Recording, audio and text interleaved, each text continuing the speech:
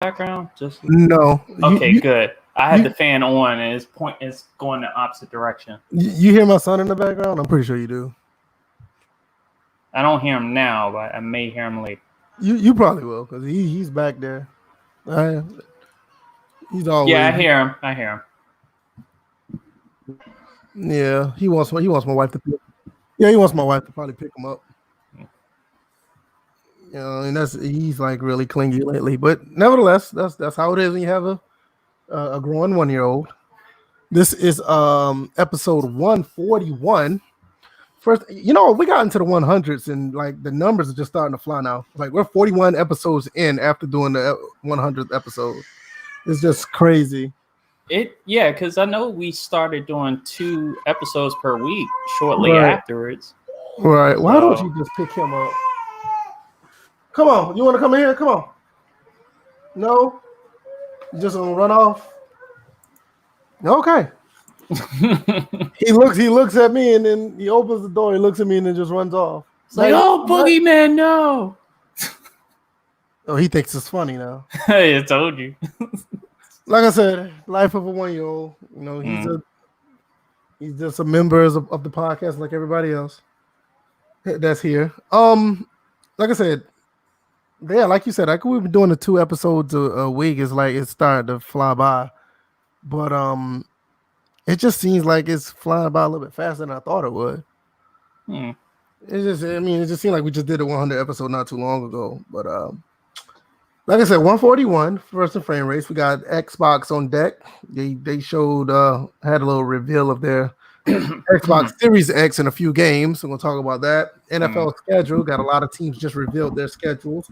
Like with everything going on now, that's like a big deal. So you know that's what it is. And dude, the PGA, is that exclusive to 2K right now? Or can EA make a game too? I think that's a partnership between HB Studios and 2K. It's HB Studios still. They're the ones making the game. Okay. And yeah, they're just continuing their partnership, and now just by branding it 2K, it just gets more of a viewership, audience, and eyes on it. That's what I'm saying. So it's not necessarily a Visual Concepts product. Oh no, Visual Concepts is not touching this. Because see, the last one, when 2K got involved with it, I totally understood that we knew that wasn't a Visual Concepts thing. But now it looks like it's branded differently compared to the last quote unquote 2K golf game that was last year. Yeah, so that's what I was curious about. Yeah, that's purely marketing and trying to boost the sales because it's associated with 2K. That's kind of interesting. I wonder if the NFL product's going to do the same thing. That'd be a bummer, right? Bills, what's been going on with you, man? I've just been working, man. Marketing started, so shit's been pretty hectic the past day. But you know, it's cool. Busy is good. So busy is good. I agree. I mean, that doesn't mean necessarily having a job or whatever. Just being busy is good. You just don't want to sit on your ass and do nothing. I mean that it's not healthy, but I'm gonna say there's nothing wrong with that because if you can feel good about your non-productive day, that is good mentally for the day. And plus, you can still. That's what I was saying. You can't do that every day. Well, I'm just saying that. He's talking about every day. I'm talking. No, I'm not talking about every single day. That's what he's talking about. You got people that make money sitting on their ass all the time. So, but that's productive. Shoot, I made like today. Today I made like $40 today. So you don't want to be in day 27 and you just twiddling your thumbs on the couch. Yeah, we're talking about sitting on your ass, not doing anything productive, not making money. That's what we're talking about. Even if you're not making money, just doing something. Do something, right? Right. Yeah, but what is productivity these days? Productivity is progress towards something that you either want to achieve or something that is productive, as in something that is beneficial to you, whether it's So if somebody wants to sleep all day because they want to catch up on sleep, I consider that. Okay. That is beneficial if you're doing that for a day, but you don't want to be in day 10 of just sleeping in the bed all day. I think we're all past day 10 and sleeping in the bed, actually.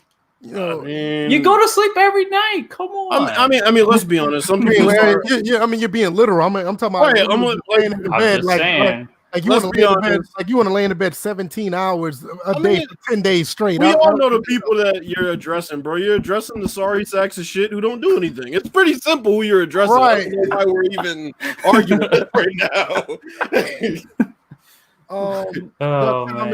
Doug Thomas, Young Noble, Quayface, everybody that's in the chat so far. Appreciate you guys coming by. The loyal guys who always come through that want to listen to us talk about stuff and joke around. Appreciate everybody. I don't know if you guys done it already, but if you do listen to us live and want to listen to us again, you can go to iTunes or SoundCloud or Google Play. You can download, subscribe, and let other people know who, are attached to their phones all the time. Hey, you can download an app and listen to us. So definitely shit, they better do that. Oh, right. You don't got no choice. Damn, he got the crack in the whip and everything. Overseer bills. Hey. Also, I mean, we've all haven't been doing a good job of this. Follow us on Discord and join the Discord so we can talk about stuff. Shout out to King David. He's like the only person that actually putting stuff on or in the Discord. Oh, also Spectacular Pooh. He's putting stuff in the Discord as well. Man, nobody cares about him. Or his Eagles. Let me stop. Well, I guess he don't count that. So only one person. There's only one person putting stuff in the chat. I mean, in the Discord. So follow us on the Discord. I mean, it was lit. I mean, definitely when the XFL was going on, but since that died away, like everybody just ran away from the Discord. Well, that and Colored 19. Oh yeah. Hey, we about to start. I don't know. We need to start doing something about these folks that be coming in here late, yo. Hey, we can't talk today because we late too. Nah, fuck that. We've been on for like, here we go. We've been on for like 4 or 5 minutes now. And they come marching in late. Well, shit, we were supposed to start at 7:30, yo. We need to get the yardstick, fam. The yardstick out. Real football game and what's going on, man. Definitely appreciate you coming by. Let's just get into these topics, man. I mean, like, which one y'all want to touch first? I mean, all three of them are fairly interesting in my book. Damn, nobody asked me how I was doing. Oh shit, yeah. I thought we did. My bad, DJ. No, I'm dead serious because you were talking about sleep. I thought you. Wow. Okay, I see what it is. Wow. Oh, okay. Yeah, I've turned into a cat. I'm like living a life as a cat now. But you're not licking yourself, are you? Oh shit. Dogs do that too. But So you've been doing it with dogs? Ew. Hey, listen, I asked the question. You didn't deny it, and you just started talking about dogs. I mean, if you're a dog or a cat, you're either a bitch or a pussy. So it's one or the other. I mean, you choose. You notice he still haven't denied it yet. Hey, I'll let y'all have that one. I'll get both of y'all, you and your boy. Both of y'all gonna get clapped out. Anyway. But I was telling VF that I started my 4-game series with the Cubs in my MLB franchise. It's amazing I'm still playing it despite all the issues with the game. And right now, 2 games, 2 W's. I played one earlier today. Won 6-1 with Anibal Sanchez getting 7 strikeouts. Oh wow! And yeah, I'm like I'm thoroughly enjoying the game since I upped the difficulty level, because I was playing on All-Star. Now I'm playing on Hall of Fame. There's one more level on top of that, but I think it starts to cheat. Well, I'm gonna tell you right now. I'm gonna tell you. I don't care what anybody say. All sports games cheat when it's at the highest level. All Madden, Hall of Fame, Legend, pretty much any sports game you play, they cheat. I mean, there's documentation that says that PS2 Madden, the game they read your playbook and the plays you pick on all Madden. I mean, I never saw how people was successful playing those games on that difficulty. It's just ridiculous. Well, the one thing about, because I was watching this one dude, Mr. Lux, or Lux, it's not Deluxe, it's Mr. Lux, but I was watching his stream. He was talking about how he doesn't move the PCI because he thinks the AI is reading where it's located. And to tell you the truth, it does. Just what it does is that it doesn't read where you currently have it. It goes by according to where you did have it on the last pitch, so it knows where to try to anticipate. And then, of course, you have the whole game. It's going to try to anticipate. Okay, where does he keep his DPI at? So I can possibly start pitching someplace else, and that's where I don't think that's a bad thing, though. That's what I'm saying, because I've broken a lot of my own patterns because I figured that out. Like I know the constant rule with when you're going up against a right-handed pitcher and you're a right-handed batter is that pitches are mostly going to be either middle and away from you because of just the natural biomechanics of it, unless you get like a two-seam fastball, which kind of curves into you. All right, gotcha. So I'm gonna tell you something. Like, you've been playing this game. Me and Bills already know the game has a lot of issues. I mean, me and Bills talked offline about this, how bad this game was. But I'm gonna tell you, any game you play, Madden 20, Madden 18, whatever, Madden 2K, whatever. Listen, if you're having fun with the game, that's all that matters. You know, I mean, no matter what anybody say, a lot of people try to, you know, talk down to people. You watch these videos, and these videos make you think these games are the worst game ever. But if you fire that game up in your house or on your console and you legitimately having fun with the game, it doesn't matter what breakdown video or what review you see or whatever, what particular person say. All that matters is that you're having fun. And like you said with the 7 strikeouts, when you look at something like a body of work that you've done in a game, we're going to get into topics in a second. If you look at a body of work, like if you work like in MLB, if you play like 30 games, or if you like, if you're in the NFL, you play like you play Madden, you played a season and a half, or if you play like a season of NCAA, or you play like 50 games in NBA, you go back and look at those stats. If you play the game the right way, you'll be amazed how close that those stats are to real life. So don't give me this bullshit that you can't play these games sim, no matter how quote unquote broken you think they are, because it's out there.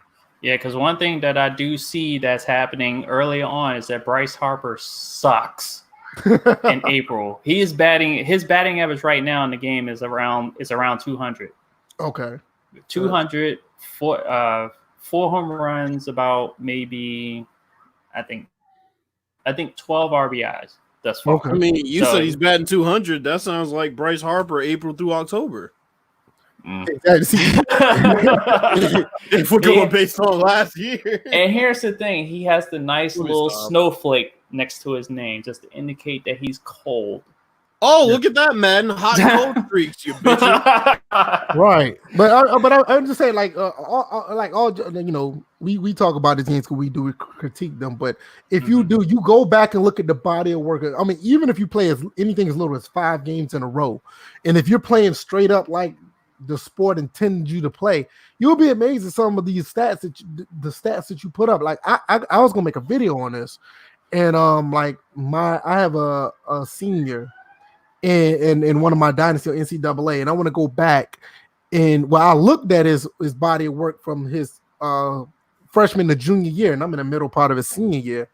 Once he finished his entire season, I'm going to go and look all 4 years that he played, and I'm gonna make a video about his stats and how they compare to, like, you know, actual players who played 4 years of football.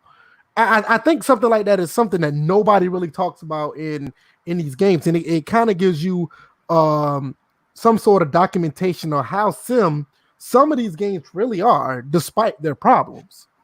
So it's just something that nobody really talks about. But Bills, I'm gonna let you start off. What who gave us the dislike? It was Noble. Never mind. I just told you in the chat. It's Noble. Yeah, that's very noble of him. Right, exactly. Bills, what topic you want to start off with? We can do PGA 2K21, I guess. Okay, PGA 2K21. Mm-hmm. And you caught me off guard with that one because I didn't even have that put up yet. No. I want to hear from y'all because I don't know shit about it. I haven't been on Twitter all day. I've been busy, so no, it's just the fact that I haven't had it pulled up on my screen. That's why I was like kind of surprised you said that. Yeah, I missed that. I missed pretty much the whole Xbox. I didn't see shit today. I will tell you this though. This is a big deal. I saw it. No, this is what I would say. This is a big deal because not only that, when you Google it, there's a lot of. Let me cut this down.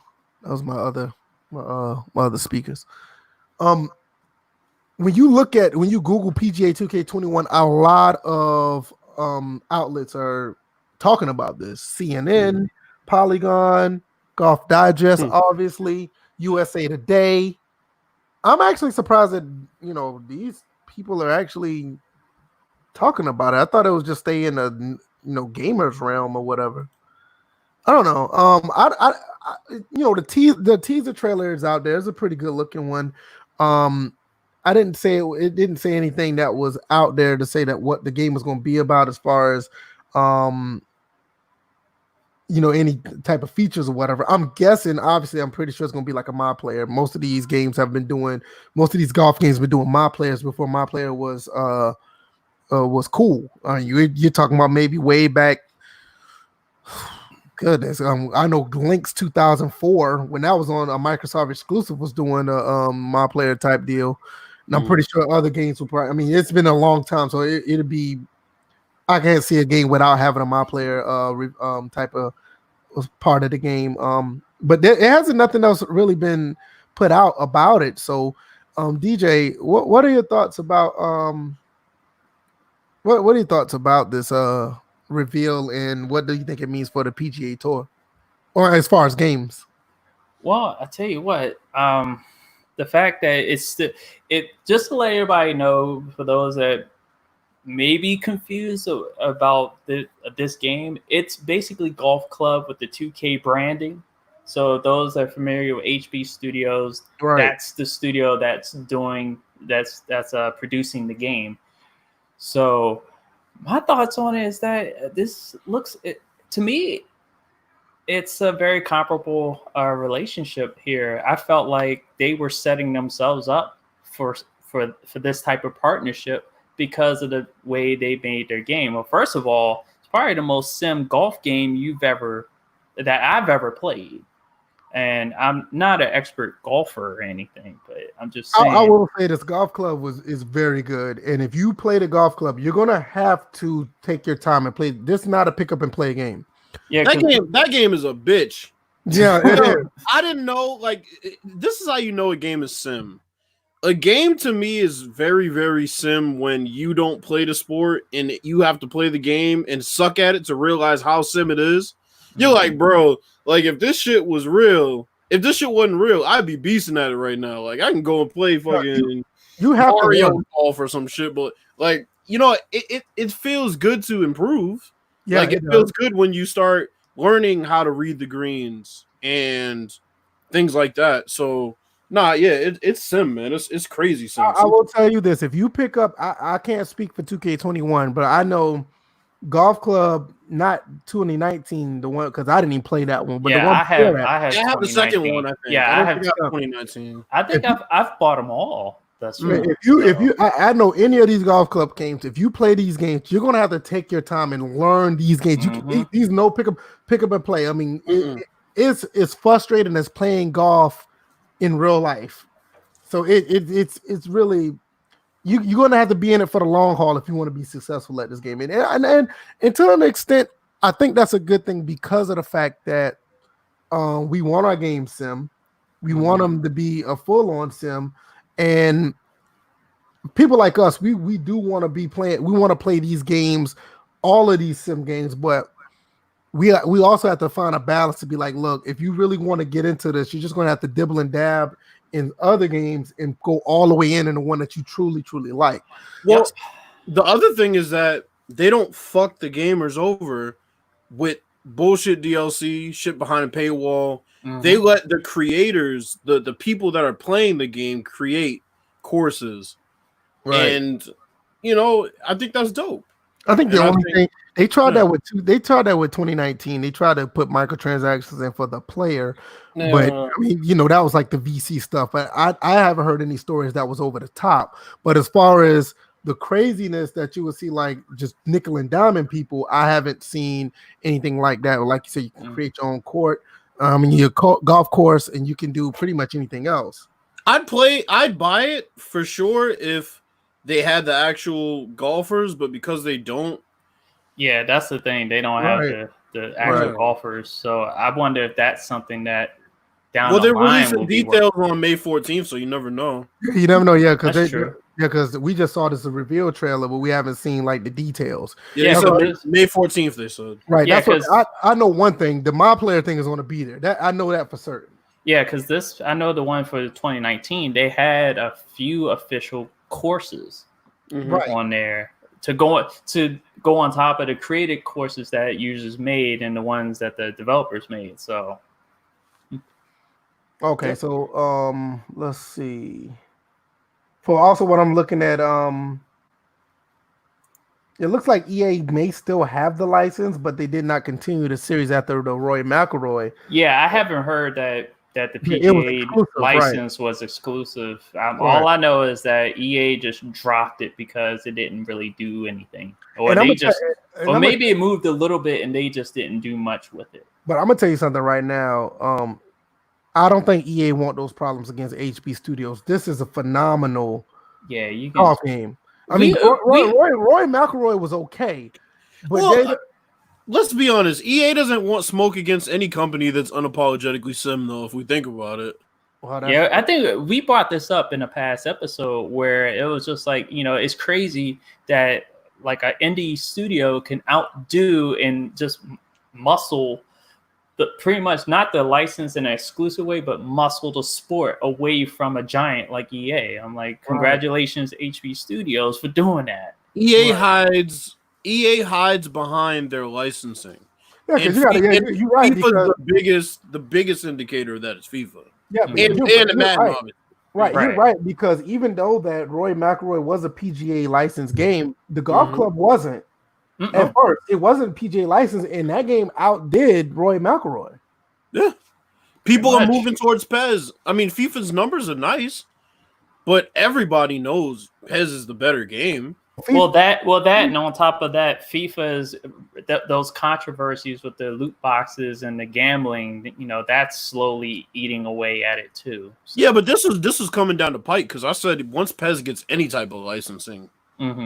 They're gonna overtake EA because EA has the main, but that's like leagues that everybody wants. Just like you said, it's like they live off the license and they hide behind that compared to like let's go blow for blow with gameplay. Look at Madden. All right, look at live. Madden, FIFA, live, even the UFC game. They're living off the licensing. They get the licensing and then they sit on it. They sit on it and they don't expand on it. And that's another thing you talking about, like with UFC, that license. Their games are decent. They're pretty good, but they still haven't got past the undisputed. What it was the 3. One by THQ. Yeah. They still haven't beat that game. And now are they even? I don't think they're gonna put one out this year. So that's it's not on the fiscal. It's not on the fiscal year report. I think they're priming for. I think they're priming for a fight night comeback. I think that's what they've been kind of holding back. Could be. Don't they still have that knockout mode within UFC? On UFC 3, they have it, and I think that was very strategic. They want to see what numbers they were going to draw with that and who's playing that when. I mean, that's the thing. It's like they have the ability to look at all that shit, and then you look at the Madden devs and their fucking PR people going and bullshit and talking about, the people that are playing these modes, and franchise is the second most. Yeah, okay. So franchise is the second most played mode, yet you won't do anything to upgrade it. So you're literally ignoring fans. Well, I mean, we already know the deal behind that. I mean, if it don't make dollars, they don't get in the game. Of course. You know what I mean? I mean, you mean to tell me you got time to make a mode for some superstar mode and you need to put all this extra stuff in MUT, but we can't get a regular combine in the franchise? And they claim more people are asking for that single player mode than franchise improvements. Which I don't think a combine. I don't even think the gigabyte space would be as much. It'd be much less than.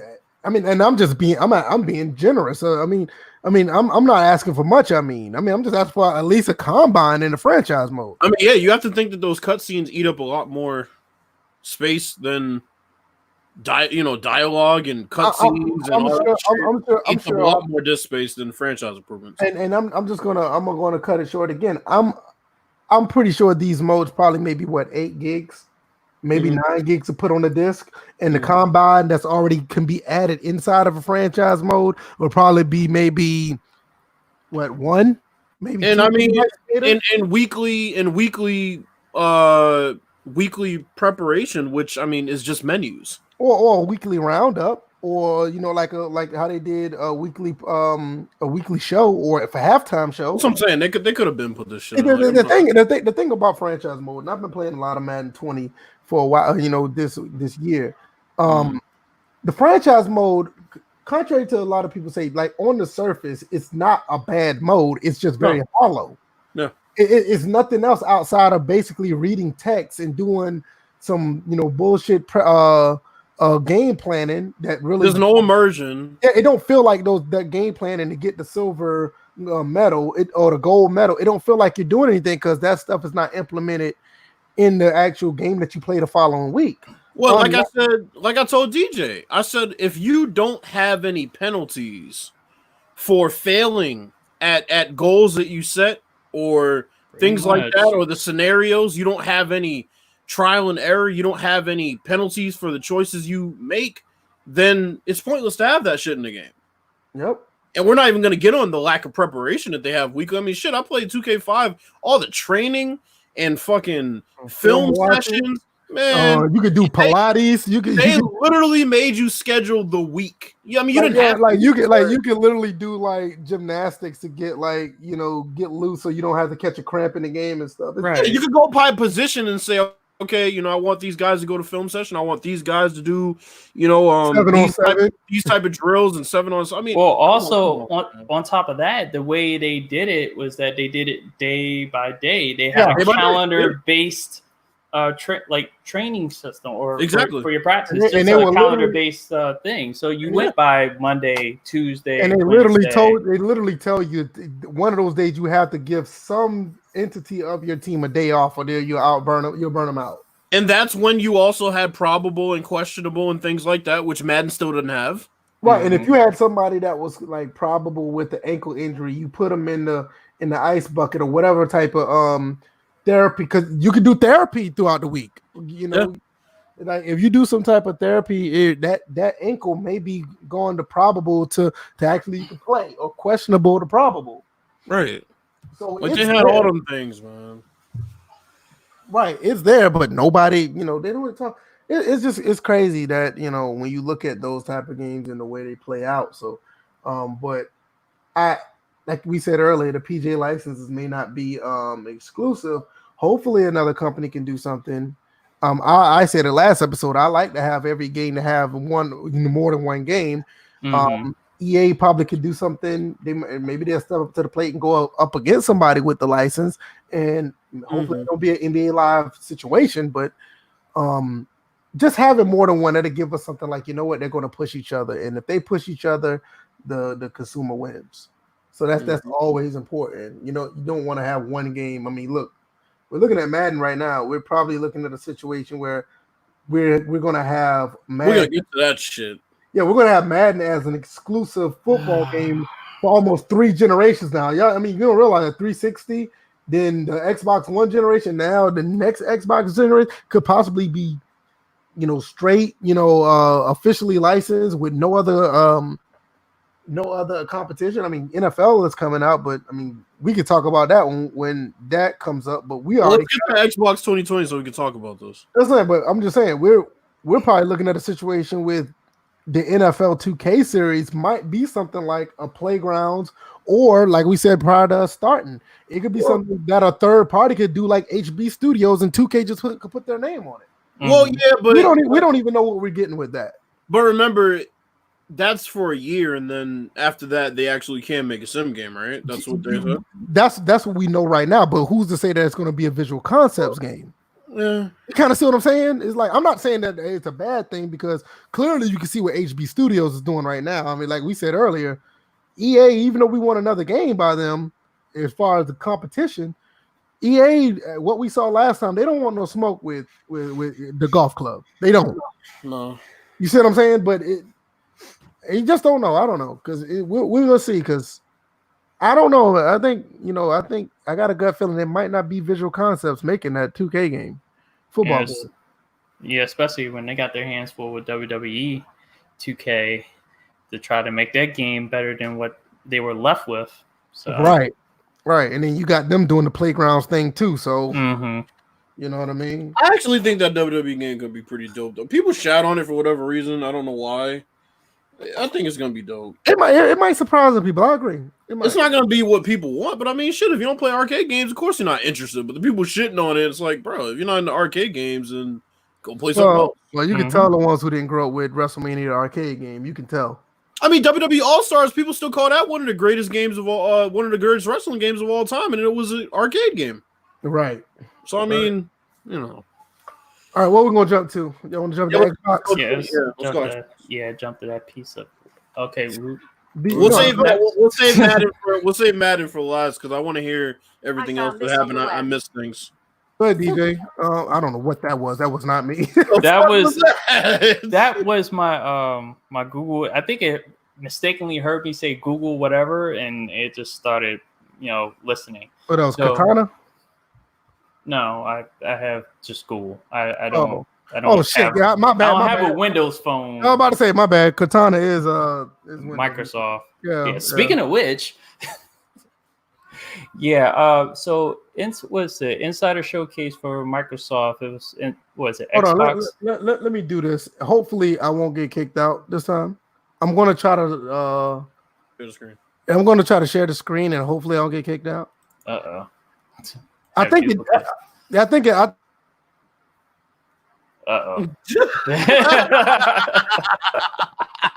And there we go again. Oh God. Okay, so while that's figuring itself out, so Xbox had their showcase earlier this morning. It was around 11 a.m. in which they showcased third-party studios being featured in there. Y'all shut up. I don't want to hear it. I'm just saying. I don't want to hear it. Y'all shut up. This is what happens when you thought you had me earlier in the show and this happens. You'll be like somebody put a hand over his mouth and threw him in a van. Right, I swear. Like soon as I click the button to share the screen, I just and it's not even this one screen. It was all of my windows went down. Oh God! Like all of my windows went down. So I swear, karma's a bitch. But anyway, for all you guys who are into this PC gaming thing, this is the type of bullshit you got to do it. Nah, that's just your. It's like all these shit with the PC gaming. This is what you got to deal with. Anyway, so Xbox had their show. Go ahead, man. About to say, okay, so Xbox had their showcase at 11 a.m. and they were showcasing third-party studios. Showcasing gameplay trailers. Emphasize gameplay trailers. There's no real actual gameplay that we saw from these showcases. Well, I know, but still, when you advertise that you're going to show gameplay, not gameplay trailers, when you're going to show gameplay on your next gen console, that's what people are expecting to see. Now, this was a 30-minute showcase. So what we got was a series of gameplay trailers and cinematics, even with Madden. So people shat on it because most of the people I saw on my timeline shat on it because, it was a showcase of gameplay trailers. I'm like, there were some games that looked interesting and, but graphically, I didn't see anything that said next gen. I could probably play these games on Xbox One or PS4 right now. I'm like, shoot, there's a Dirt 5 that they featured. And I'm sitting there thinking, well, Drive Club looks better than this. So I don't know. It's not a good start. I'm not saying this is the end all be all of what it's supposed to be because I think Microsoft's going to showcase their first party games. I think, what's it? Next month, but it was gonna be bum ass Halo. Count me out. But it's not a good start from what I saw. I'm looking at this Bright Memory game because I didn't watch the reveal. I was at work. It's already on PC. That's what I was saying. It's already on PC. It's already on PC, but this game looks pretty good. I might have to see what this hitting on Steam. Mm. I mean, I'm not even in the sci-fi shooters like that, but I like what I see. So basically, the showcase just made Steam sales. Pretty much, but we kind of knew that though. Like most of these games going to be on PC anyway. So like when you got Xbox showing what they show. I mean, they already said that when the last Xbox One, they said like, look, most of our stuff going to PC anyway. So I'll say this. For me, my true indication of what next gen could do was when I saw Last of Us 2 and I saw that live gameplay. Because I knew for a fact, like, them motherfuckers ain't playing on a PS4. I don't care what anybody told me. Right. That shit was on a high-end PC or PS5 early. Nobody convinced me otherwise. So, unfortunately, I can't really put my standards for, the PS5 and the Xbox One Series X at that level. But if anything gets close, or I should say most games get close to that, I'll be good. Because, like I said, Last of Us 2 was unlike anything I'd ever seen. That shit was ridiculous. So you out here trying to spoil the game? For people who haven't, don't do that. Yeah, we already have one person that was emotionally distraught, not from the game being spoiled, but because people didn't like the showcase and they were poo-pooing on the showcase. He just blurted out the spoiler, and knowing that he has a lot of followers, now everybody's on his case. So kids move. You did it to yourself. I'm gonna tell you something. This Dirt 5 looked fucking amazing. No, I'm gonna say so. For the people. Dirt 5 going back to their roots from Dirt 3. Wow. For the people who haven't seen Last of Us 2, the gameplay demo from last E3, go watch that shit. Go watch that shit. That is an indication of what next gen can do. But it's obviously up to the individual developers to come through. I mean, shit. Yeah, we've been talking about that once again, Madden for years. Like shit. I mean, it comes down to developer skill after a while. Now, warning about looking at that E3 footage, because remember when The Last of Us came out, we were told we were shown that the AI partner for that game was supposed to be super smart. What we got was some retarded bullshit AI partner. Because remember when Ellie was able to sneak around on her own, pick up a brick and throw it and hit one of the people in the head while you tackle him and what? And I don't remember anybody pulling that off. Yeah, you're right. Because when I got to that part, she just stood there. Like, to me, graphics wise, I mean, a lot of people weren't blown away, which I'm sorry, I don't know what people really expect. My thing is, anything that gets close to Red Dead Redemption 2 on the Xbox One is fine with me. Because that game is the best game I've seen graphically. That's as good as it gets. I just don't like the whole sacrificial lamb that gameplay takes because people are so caught up in visuals. I'm like, it's business, man. Which is crazy because visually, what can your eyes pick up anyway? Well, they're not making these trailers for us. We've been saying that about Madden for years, right? We've been saying that about the momentous trailers. But what I'm saying is, it's like visually, you can only pick up so much. How much is enough? I'm like, they're going to be minute differences, and then you probably won't even tell at all if it was an upgrade or not. I'm like, Red Dead Redemption 2 right now, graphically, is a masterpiece. Yeah, but I mean, those trailers are really just to bring in casuals that aren't fans of their series already. No. I'm not just talking about the gameplay trailers. I'm talking about like when you play these. You're talking about games in general. Yeah, because at the hest of the visuals, you lose the performance aspect of the game. Like you don't have. Like people frames per second or more. I'm talking about frames per second, but it's just like, okay, do you want 4K or do you want 60 frames per second? Well, you want 60 frames per second. I'm talking about just consoles because obviously PC could do all this shit. Then you have to get 1440 or 1080 to get a smooth 60 frames per second. I'm like, that's the trade-off. Right. On consoles, if you want 4K, you're gonna get 30, maybe 60, depending on which console you get. Well, depending on what game, game too. So there's too many factors. I'm like, at the end, get a PC. But I think that's one of the things I have a problem with this, and not just the Xbox, but even with the PS5. Don't get me wrong, I'm a tech head. I love getting PCs. I like playing. I like playing with consoles. I do. But the problem is, if I don't see that big jump from the PS4 and the Xbox One X to these, I'm just gonna be looking here like, well, I already have this computer right here. I'll wait till these Sony exclusive. If they don't never come to PC, I'll just wait till the consoles like $100, and I'll just play the exclusives when I get ready. Because to me, like I said before, I need something that's going to give me a reason to buy, a $500, $600 console. Like right now, what I see with the Xbox, if the Xbox Series X right now was all these games was exclusive to the Xbox, I can see myself getting them. You're looking at, let's say, we talk about Dirt.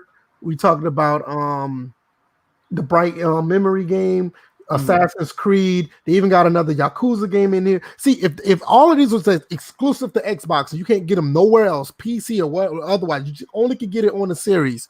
I can see myself buying this console out the gate. But if I can play these games other places, or if I know that is only maybe one or two exclusives, I don't know if that's going to justify me buying a $500-$600 console out the gate. And that's where I am right now. But I like this lineup though. I mean, even with the new Yakuza game, it's going past. It's going to start over with another person at the Yakuza 6. Outside of all the reading, man, you got to read a lot. But outside of that, Yakuza is a great game.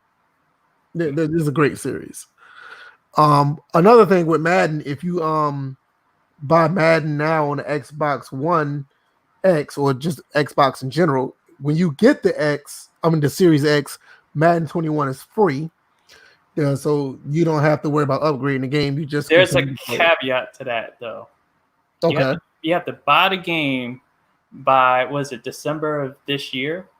Oh yeah, I mean that would make sense. And you have to. I mean, obviously, I'm just saying, always the catch. Everybody thinks they can get it like later on, like they can get it in January and think I put it like this.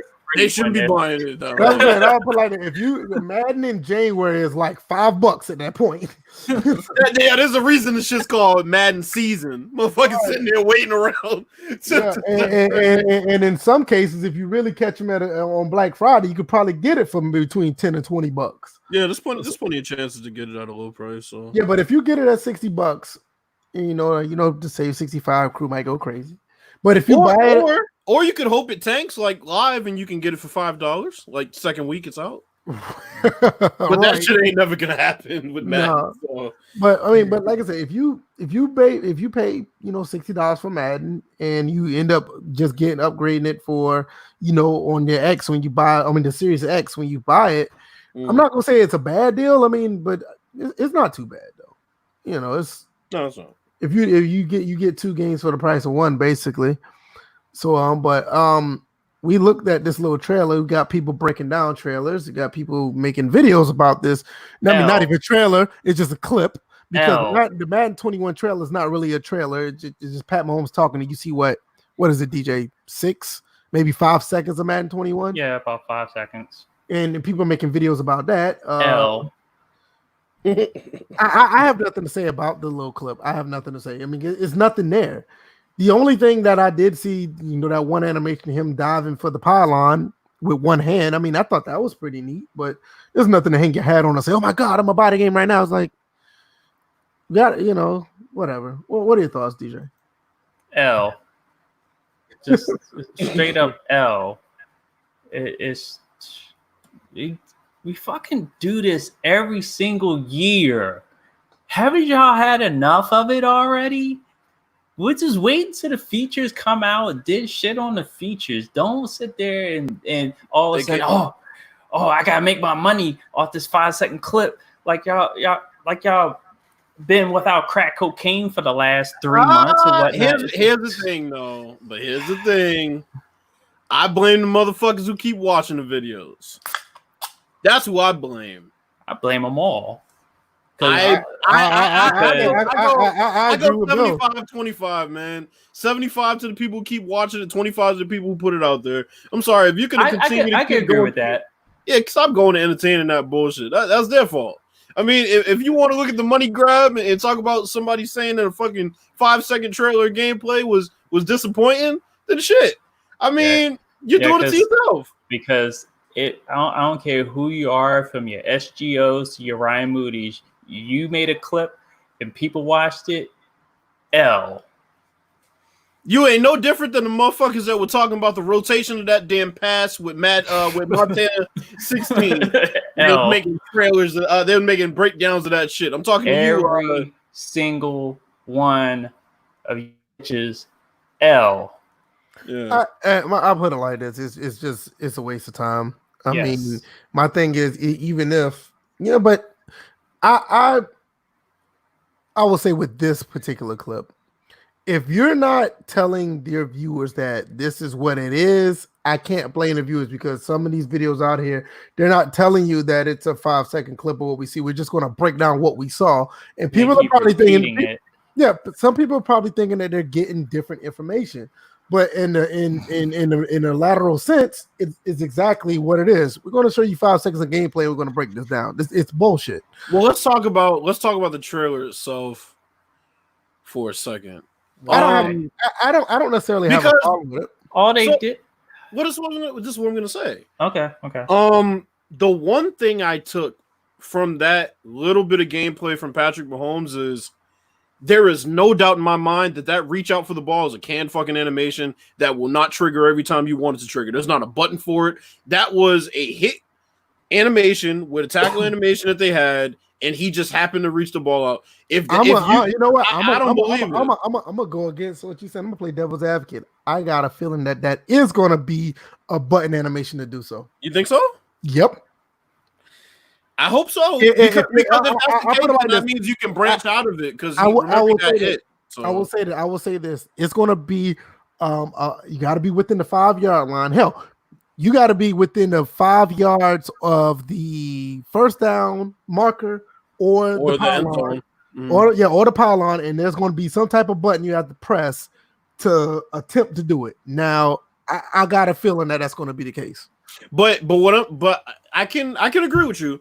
But the thing is, I don't think it's going to look anywhere near as smooth as that, only because that literally looked like the animations they had last year with the tackles, where I can agree with that. It looked crazy smooth. It looked nice, right? But I think when they reach the ball out, I don't know if you'd be able to branch out of a tackle like that and then press it. It would be nice if you could, but I don't give Madden that much credit to implement something like that where you get tackled and then you're able to reach it out, because that seemed like very backbreaker-esque to me. I think it's going to be a risk reward, like it's going to be somewhat of akin to a dive for the pylon. But if somebody's close enough to you to grab you, or if you're close, let's say the PS2 Maddens, and I think they did it in Maddens recently, like when you grab a player and you could press the button to try to break out the tackle. Now it could be something like that, or you just press the dive button when they grab you within the 3 or 5 yards of the first down or the touchdown, and it's going to be a dive, a risk reward. Like if you try that and somebody else hit you, it could be a fumble. Right. Or if somebody grabbed you first, or you didn't press it fast enough, it could cause a fumble. Right. I'm just guessing that. I'm playing devil's advocate where that could be something that they could do. But like I said, we're talking about Madden, and I don't think that they will put it in there. But I'm just guessing, if they did, that's how it would be. I mean, I hope so, but I wouldn't be mad if it was just like Backbreaker, where they just dynamically did it, similar to how what did they used to have that was dynamic? There was something in Madden 25. They had so much shit in Madden 25 and took it out. There was something in Madden 25 where he would point out that there was a defender coming towards him, so that his teammate could block him. Mm-hmm. If it was something like that where they can reach the ball out and it's not something that I have to control, I can if I want to, but they'll just do it based on their awareness rating, I'll be good with that. Mm-hmm. But I mean, that's all you could take from that trailer. Anything else, and the fact that RPM looks like it's still non-existent. They tried their best. They tried their best to make this game where that look smooth. The way Pat Mahomes looked like he kind of spun on a dime and turned on a dime right off of that little contact. I don't know, man. That shit look like RPM is still non-existent, yo. The game looks really smooth. Like it looked like it's running pretty smooth, and I didn't like what I saw with the graphics within there, but. Like I said, the break it down looks stupid. The only thing I could take away from it is it was the diving, the pylon animation. That's it. You know, so doesn't look like Jersey physics either. No, absolutely not. That was supposed to be a Madden 25, and we're still waiting. Young Noble says he's not setting himself up a disappointment with Madden anymore. I think we're all at that point. We've been at that point. Yeah. You got to understand, like. We don't get hyped for the game. We call it for we talk about for what it is, what we see, and we'll play it and give you our opinion. Nobody's just going to tell you, be like, oh man, we can't wait, guys. Wait till next week so we'll tell you more about this shit. No, fuck all that. Like, listen, the only thing we want is, does the game play like football? If it does, we're going to be honest with you. Like for instance, me and you, Bill's been talking about it lately. Like Madden 20 actually played pretty decent throughout this entire year. Yeah, that was it. You know, I mean, and I'm just being honest with everybody. You know, Madden 20 is not the game most of these other people claim what it is. The running animation is fucking atrocious, but actually playing the game, I mean, it respects football. You know, at a higher rate than it did in the past. Chris Thomas also asked, "Have you guys played Madden 20 without abilities? If so, what are your thoughts about it?" I think without abilities, I think the game is more balanced. I haven't played. I've tried. I refuse to play it without abilities. The game. I don't think I want to. Yeah. The thing about it is, without abilities, what it does, it kind of takes you back to where it was before, with the game prior to that. Now the game does have its balance to where every player has the capability to do something, but it doesn't give you the standout that it does. Like the problem with abilities is the fact that some of the abilities in Madden 20 are OP. So when you do turn them off, it does feel a little bit better. But when I say it feels better, it gives you a sense of balance over everybody instead of you just having, let's say, for instance, that strong safety with abilities that will knock your head off if you come across the middle. I'll go back to what I asked Smitty during their podcast when I said, okay, he's talking about, playing without the abilities. I'm like, okay, so if you take the abilities out, tell me what's different about Madden 20 from Madden 19. And he's like, the throwing animation. I'm like, okay, but that has nothing to do with abilities for the most part. I mean, the throwing animations are part of it, but at the same time, without those abilities for certain quarterbacks, it's like they kind of just seem the same. But you also got to understand that the throwing animations in Madden 20 were 10 times better than 19 just because the mechanics were different. That had nothing to do with abilities. Yeah. That's what I'm saying. That has nothing to do with abilities. So for him to answer that way is like, well, I need another answer because that has nothing to do with one, doesn't have nothing to do with the other. Right. So, like I said, with the ability, don't get me wrong. I don't want nobody to say that, we talking crazy. Abilities in Madden is something that they need since 08. And I'm glad that they're back in there, but clearly some of these abilities have not been toned down, and some of these abilities are just unplayable at times. Yeah, so, like oh, the fuck is his name? Fuck you, Jamal Adams. Right, bro, like, oh my god, that dude forces a fumble every time he touches you. Keanu Neal is another one. Oh my lord. You know what I'm saying? I mean, don't get me wrong. They know how to hit and they know how to tackle, but every time, really? If wrapping the ball up mattered in the game, I wouldn't have an issue. But the fact that sometimes the animation doesn't even trigger. Right. It's like and see, that's the only problem with the abilities. Is like they never took the time to try to balance them out, and we kind of know why, because the abilities take center stage when you play MUT, or when you know what I'm saying. So when it kind of has to cater to that, and that just goes back to the problem we've been saying. All three of these modes are tied together in some shape or form. Well, especially considering the fact that what ends up happening when you have those dudes that are big hitters, they literally only attempt hit sticks, which makes it even worse. That's like all they attempt after a while. So, right. Exactly. What else y'all want to take away from this Xbox reveal? I like the Yakuza thing. I definitely love Dirt 5. Dirt 4 is a very good game. I gotta take a look at Dirt 5. Yeah, I've been a big fan of the Dirt series. I like this other game. I think I'm gonna go on Steam and look into this Bright Memory Infinite game. Mm-hmm. Assassin's Creed is actually a game that the Assassin's Creed Valhalla. This could be a whole different subject. They've been making Assassin's Creed For Honor. Really? I like that's basically what it stems off of, because if you played For Honor, right, pretty much the same type of characters. I'm not lying. This is probably the first Assassin's Creed that I will buy day one and play. I'm at the point with Assassin's Creed that I got with Fast and Furious. I'm like, God, y'all still making these shits? That's where I'm at this point. It's I just want to know, where's the story heading?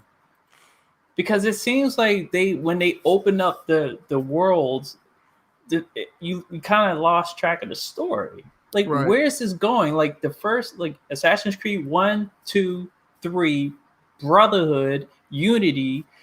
What's the other one? The one that. Yeah, they had another one before Black Flag. Yeah. Well, no. Well, then you had. No, they had like after what 3? They had like 2 or 3 separate ones before. Like Freedom, 4, right? What is it called? Freedom's Cry or something? Something like that. It was like they had 3 different ones before they went to 4. And then there was another one. No, but then there was because you had Unity after Black Flag. Unity was after Black Flag. I'm talking about Unity. But what I'm saying, but the whole point is that these had a coherent story that built off of one another. Ever since we went to Origins, it's just like, okay, we're kind of back at where it may have started. And we forgot about Odyssey.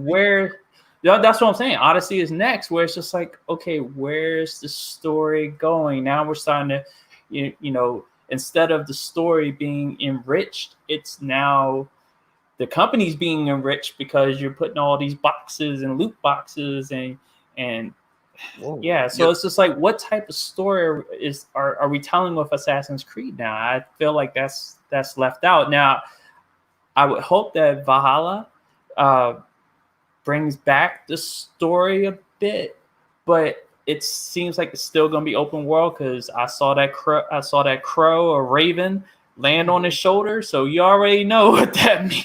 Right. So let me tell you, this Dirt 5 ain't no joke, yo. No, it looks nice. I'm liking that. Somebody asked, Chris Thomas said the human joystick is very OP and escape artist. I agree. Daniel Daly asked, does Dirt 5 look like Forza? No, I played Forza 7 and I'm looking at Dirt. Nah.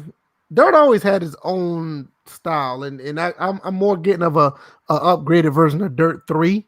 Wait a minute, hold on. Did that studio take on a couple of some of the Drive Club developers? Dirt? I'm not sure. I thought you could be right. I think they may have, because I've seen a part in it that mirrored Drive Club in a way, as far as like the detail, like the lightning and some of the weather effects. I was just like, wait a minute, because I was thinking Drive Club the whole entire time. Honestly, I'll tell you one thing. Codemasters is one team that don't need anybody, but extra people is always welcome. Because Codemasters, in my opinion, are probably like the best at making racing games. Those guys are amazing. Honestly, at this point, comparing anything to Forza is basically saying it looks real. Because Forza is just fucking dope. You can't really...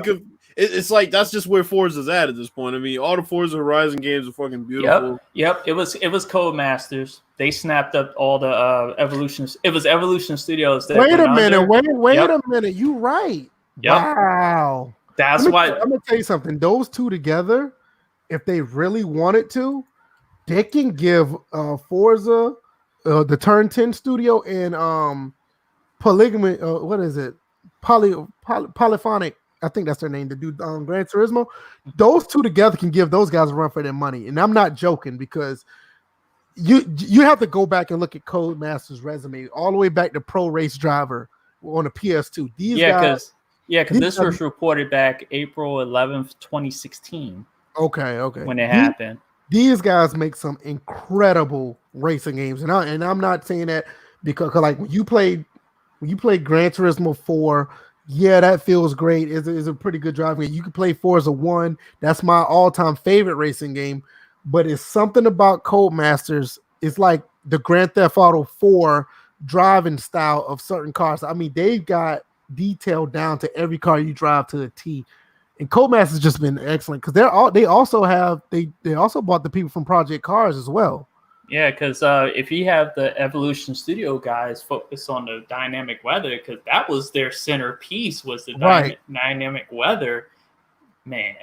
Right. They can they can do dynamic weather and they can touch up on visuals, but they don't need to touch no AI. They don't. Yeah, leave the AI alone. Yeah, but let Codemasters do the AI. But you're right, though. The weather, absolutely. Codemasters is very underrated, and I'm not just talking about racing games too. I mean, they got a couple of military shooters that are good too. Like, you remember Operation Flashpoint? I think I played that. Flashpoint and Red River are really good too. We gotta talk about this shit. I'm about to send this to you. Yeah, they're really good. So, anything else from the Xbox reveal? Just to let you guys know that you guys are both taking L's for talking about that 5-second clip. No, we're not. You are. Yes, you are. No, we're not. We're not. Yes, you are. Yep, both of you taking L's. Nope, you got 2 L's in both your names, so y'all taking 2 L's. The only reason you're trying to hand out an L is because you got a huge L at the beginning of this podcast. No. And now you're just trying to get one back. No, because when I said what I said what I said, and I meant what I said. Anyone who tries to break down that 5-second clip gets an L. No, we weren't breaking down. We weren't breaking down. Yeah, 5-second clip. We were breaking down. It's a manual button press or but that's not animation. But that's not breaking down the 5-second clip itself. Y'all went on a tangent for like 5 minutes after that. Come on, just because you didn't have anything valuable to put into the because there's nothing there. Okay. There's nothing. There's plenty there. So nothing there. So anything else y'all got to add? What do you think about this reveal overall? It's in-engine footage by all things. Says it right there on the bottom. What do y'all think about this entire Xbox reveal though? I mean, I think it was pretty solid. I think it was okay. False advertisement. They were going to advertise. They advertised gameplay. They didn't show you gameplay. So. What do you think, Bill? But they did show gameplay. Gameplay trailers. There's a difference. They didn't say they did. No, they advertised trailers. No. I mean, they said they were going to showcase how games were going to play on the Series X, and they gave us trailers. No, What about you, Bills? You'll be all right, DJ. I don't have an issue with it. Like I said, I know what to expect. It's trailers. It's gameplay, but they just put it with different camera angles and made it. That's all it is. I'm gonna tell you just like this. Listen, when you hear reveal, you're not getting gameplay. They will tell you gameplay just to get you to click on the damn video. It's May. Like, I don't know why people overreacted to this. I don't get it. I mean, even if it was the day before the damn console come out, if they say in reveal, they're gonna put the word gameplay in there, but we know we're not getting it. I mean, you're not. And when they reveal something for the first time, you're not going to get gameplay. Showcase still gets an L. I thought it was okay. It was fine. It was fine. I didn't have a problem with it. It was fine. Let's see. These NFL schedules. We can talk about who's about to go 2-14, and we can talk about who's going 14-2. I don't care about anything else. The Redskins do not have a primetime game. Thank God. Okay. I am happy about that. We possibly could be winning some games this year. I will tell you one thing though. They put the Vikings and the Saints playing on Christmas Day. You already know why they did that. Yeah, so so the Saints can get screwed off of a push off again. Oh, and especially they took away that the pass interference rule, so it'd still be a push off though. Yeah, that's one thing though. I am so glad they got rid of that pass interference rule was retarded. It was real stupid, and it didn't even work. But anyway, Bills, you were going to say something when I interrupt, so I apologize. No, you good. I'm just looking at the Thursday night schedule because I sent all those screenshots to the DM. Yeah, I was scrolling through them earlier too. Yeah, no, I'm not gonna put the stuff on the screen again. They're gonna kick me out. So that Colts and Titans one's interesting. You got a noodle arm versus an overrated, overpaid quarterback. So you know. Wait a minute. What? Tannehill got the noodle arm? No. Philip Rivers got the noodle arm. I was about to say. He went to the Colts, so Philip Rivers got the noodle arm, and Tannehill got the bag that he didn't deserve. I take that back. I'm not gonna say what anybody deserves, but come on. I will say this. Mm-hmm. Tannehill did just enough to get just enough what they gave him. Not bad for a wide receiver. I'm not saying that he wholeheartedly deserve it, but the fact that they got that far, and yeah, we can talk about Derrick Henry all we want, but they had some moments where Tannehill did okay, so he did just enough to get that contract. Do we 100% deserve it? Fuck no, but he did just enough. I have a bold prediction. What's that? Uh-oh. I'm looking at this Week 4 game, Atlanta at Green Bay. Mm-hmm. I predict Aaron Rodgers will be injured by then, and we will see. Man, come on, man. we will see Jordan Love wishing injury. I'm not wishing injury. Yes, it is. Yes, it is. Predicting injury. That's wishing injury. Same thing. I'm not. Look, Aaron Rodgers is my favorite quarterback. Either way, you've brought injury into the situation. I have, but I'm saying I think that's what's gonna happen. That's another L. That's fucked up, man. That's a L. No, it's gonna be an L for the Packers when they take that L at home. That's fucking Falcons. No, I don't think he's gonna be injured, but I think something will happen that will get Jordan Love into the game. Whether it's Aaron Rodgers playing abysmal and they'll bench him, I think for some reason Aaron Rodgers will be out for that game, at least a portion of it, and Jordan Love will get action before them. I will say this. You're the last person need to be handing out L's. Your whole life's been an L because you're a Philadelphia Eagles fan. You were born into L's. You're a damn Philadelphia Eagles fan, fam. Come on. It's an L right in the middle of his name, too. Don't bark up that tree, man. Well, all right. What since we started with the Falcons, since you said Week 4 Falcons, you want to start with their schedule? Yeah, let's do that. All right. Because I was looking at the Monday Night Football schedule. Daniel Daly says too much faith in the Falcons. I'm a Falcons fan, but I'm gonna tell you this: like all jokes aside, one Super Bowl poo does not make y'all team anything. Remember, you lost the other two that y'all were in, so you guys are 1 and 2. So I will say this about the Falcons. A lot of people say this and that about them. Falcons have been a very good team pretty much since Matt Ryan's been there. We went 7-9 last year after losing 2 people on defense. That was pretty significant. But outside of us going 1-7, we end up finishing 7-9. So I don't think my team is bad as far as putting faith in for the Falcons. Falcons can compete with anybody, and I'm not saying that just because I'm a homer. I'm looking at the personnel. They can compete with anybody right now. So I mean, it is what it is. But let's talk about Week 1. Matter of fact, let's not even talk about Week 1. Let's look at the preseason.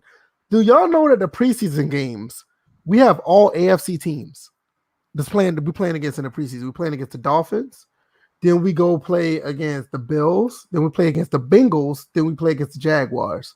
I found that really weird. Hold on a second. I'm trying. Wait, why didn't they put the preseason schedule? I went to the actual Atlanta Falcons website. That's because they didn't put it in the link. How you gonna put a link under there and they left out the foot? Man, all right. Yeah, if you go on the link, that shit's a fucking L right there. If you go on a Twitter link, it'll give you the entire preseason all. But I find that weird that we're playing 4 AFC teams. It's usually be 2 and 2, but I just find that odd. But nevertheless, that is kind of weird. Yeah, it's weird to play 4 AFC. Man, y'all are starting out hot and heavy, fam. Yeah, we play against Seattle, Dallas, Chicago, and Green Bay back to back. Good. Yeah, God. But at least they're home and away, so that's good. So that's a pretty good balance. But yeah, we're playing Seattle, Dallas, Chicago, and Green Bay. I'm gonna be honest, even though I do like my team, there's a high possibility these guys could start off at 1 and 3. Like I said, you got a dub Week 4, fam. Trust me. No, I mean, I the only one I know I can see we got a W at is against Chicago. No, I mean that's to me that's definite. And I'm not saying we can't beat Dallas. I'm not saying we can't beat Seattle. I can't say we can't. I'm not saying, but there's a possibility that I'm looking at it. There's a high possibility that can happen. But let's go to week 5. Yeah, you see what I'm saying? Now you go to week 5, play the Panthers. I'm not worrying about that game. The Vikings at Minnesota. That's going to be tough. That's always tough. Playing against the Lions, not worried about that. Going right back and playing against the Panthers. Yeah, I might go to that game because Charlotte is literally like 60 miles up the road. The Broncos. Drew Lock about to come and get benched. I don't know, man. I'm thinking now about the Panthers game. Damn, y'all got a bye week in week 10? Depends on how well these Broncos do. My wife made. Do y'all want to do win-loss records for these? No, not yet. Too early. I mean, we can just predict each one. That's okay. My thing is, I'm just looking at the teams like what I'm really worried about. I'm looking at like what teams I'm worried about, not necessarily win-loss. Like that first 4 games, I was kind of a little nervous. I'm looking at week 9 and looking at them playing the Broncos. Oh damn, the preseason thing was at the bottom. Yeah, that's what I was saying. Yeah.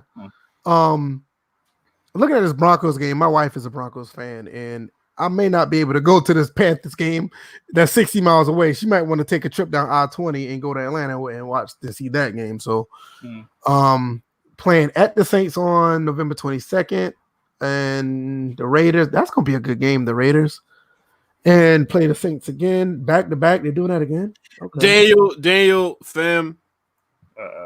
I'm not even following up with him. I said potato salad is nasty. Go to timeout real quick. No, not even that. Potato salad isn't seasoned.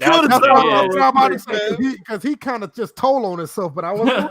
You can go straight to timeout for that shit. I wasn't going to. He kind of told on himself, but I wasn't. Straight to timeout.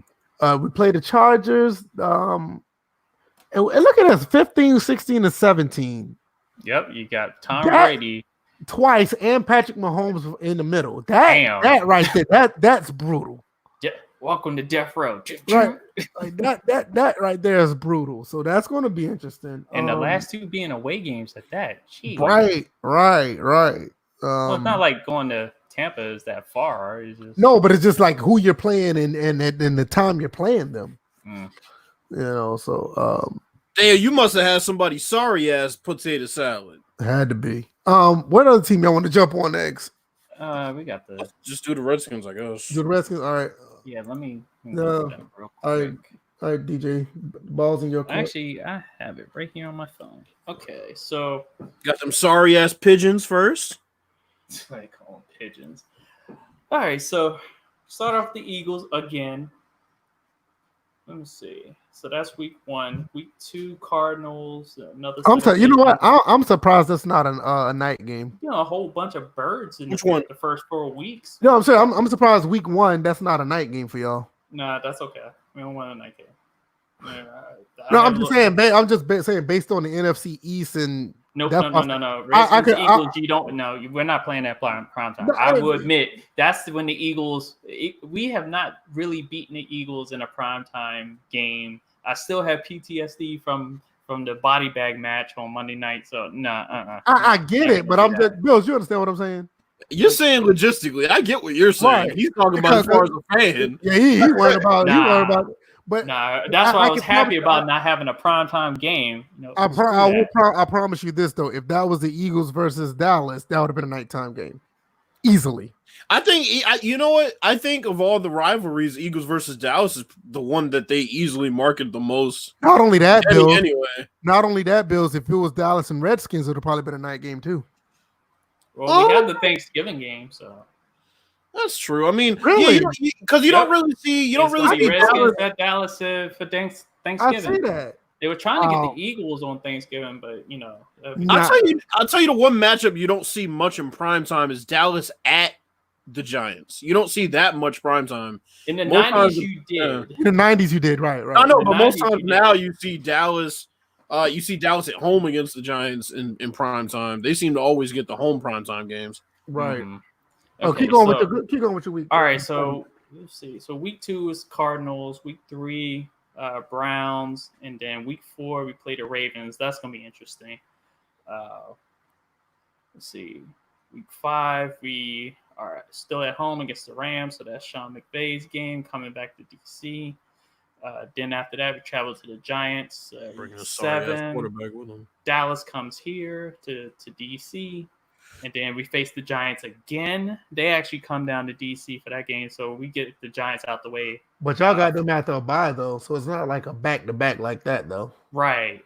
But still, it's within a few games of each other. So the Giants will be done pretty much right after that bye week. So we don't have to worry about them for the rest of the season. So after that, watch Daniel Jones light that bitch up on y'all. Well, you never know. So you got I could say something about that, but I'm not gonna. Okay, what is he saying? Anyway, that last comment, I could say something about that, but I'm gonna tell you right now, I'm not poo-pooing no team right now. Yeah, that's. I can only go by the past, but we do have a whole new staff, and we've cleaned out a little bit, so we're growing. But anyway, so week 10 is against the Lions, and we have to travel to Detroit for that one, so that should be interesting. Week 11 is against the Bengals, so Burrow will make his way to DC for that game if he's still upright at that point. And then 4 days later, Thanksgiving Day at Dallas. And last time we were in Dallas for Thanksgiving, we got torched. I'm gonna tell you right now, that game's gonna have so many. That game's gonna garner so much ratings. Well, yeah, it's a Thanksgiving Day. Right? No, it's traditional. It's not just that. Matchup. Exactly. That's what I'm saying. It's not just because it's Thanksgiving. It's like who's playing. That's gonna be big. Okay. Then after that, so we get a long layover. So December 6th. So that's week 13. We play the Steelers. We had to travel to Pittsburgh for that one, and then we travel to San Francisco, and that's gonna be interesting. Kyle Shanahan and Trent Williams. If Trent Williams is still upright at that point. Hell, if Kyle Shanahan's still upright at that point, somebody will knock him out. He needs to be knocked out. And maybe Trent Williams, they may do it. Motherfucker he blew 2 Super Bowls, and he still needs a job. Fuck that. Anyway, all right. So then after that, we return home. The Seahawks traveled to DC. Last time they were in DC, the RG3 thing happened. So. And that was in a playoff game. Let's see. And then after that, we played the Panthers. They actually come to DC. So we had like 2 straight home games there. And then we finished off against the Eagles at Lincoln Financial Field. And we look to bankrupt that field, by the way. So there. It's kind of funny how y'all got Eagles in the beginning and at the end. That's like the same thing we had. It's kind of like what the schedule was last year. Really? I think we started with the Eagles last year. I'll check it just to make sure. I'm sure Pooh will be all over that. Because we did the same. Let's see. Hold up. It was Redskins and Eagles to start the season last year. But they were and we had to travel to them again? Really? Hold up. Week 1 is y'all. No, they're coming here. Okay, good. Poster King must be a Redskins fan because he says that he still feel the pain that Vic gave the Eagles. The Eagles gave us. I mean, Young Noble, you shouldn't be talking about 1-15. You a Bears fan? Shoot, that's going to be Trubisky's completion percentage. I was about to say that was like a first quarter Trubisky stat line. Anyway, let's go to Tampa Bay. Bills team. Hell yeah, let's go. So week 1 we got them fraud ass Saints. Damn. That should be interesting right off the bat. Then the Panthers week 2, so back-to-back division games. I got a question. What? Why do y'all have all AFC teams for your preseason as well? Bro, I don't know. Like maybe they're doing that. I found that really weird. I never seen like one team have like all one side conference in their preseason. Maybe they're doing it because a lot of NFC teams just don't play AFC teams, so maybe they're just doing it. Must be because they usually mix it up like 2-2 or something like that. I know that's weird. Week 3 we got Drew Lock. It's gonna be interesting. I really like that kid too. That is true. We got all AFC teams as well. I think that's what they did. And we have Baltimore in week 4 of the preseason. What the hell? You playing Baltimore twice at FedEx Field. What the hell? So back-to-back young quarterbacks, week 3 and week 4. Hey man, nah man. Whoever made that preseason, man, what? Tyrod Taylor gonna be and starting. your mom's a hoe. First off, they ain't no way in hell Tyrod Taylor gonna be starting by then. I don't care if Anthony Flynn is black. Wow. Week 5, you got Mr. Trubisky who can't throw to his left side. Week 6, we got the quarterback duel between Tom Brady and Jordan Love. Yeah, I said it. Week 7, they're actually traveling to the Raiders' new stadium, so that should be interesting. I'm actually surprised they put Breeze and Brady against each other on week 1, though. They're going to Vegas. They're just trying to start out hot and heavy right away. They're trying to milk it early. And then a primetime game against the Giants the next week. That should be a fucking shoot. Well, that should be a fucking drubbing, honestly. Saints again, primetime game. Damn, they keep putting these fucking division games back to back. Yeah, the NFC South has always been like that. Panthers again. Then you got sorry ass Jared Goff, week 11, and then the matchup that I can't wait to see with him and Pat Mahomes. Assuming Pat Mahomes and Tom Brady still playing, hopefully they are. Bye week, and then Kirk Cousins week 14. Oh, that's Falcons week 15. So they say the Falcons for the last 3 weeks. Week 16. I would assume the Buccaneers will still have something to play for. So they should slap the shit out of the Lions, and then I'll put it like this: the fact that you have the Falcons back to back as divisional games, more than likely you probably will. Wait a minute, how come they haven't figured out when that game is going to be and what time it's going to be? I think that's one of the flex games. No, it's just in case if college is still playing or something like that, because college is gonna go.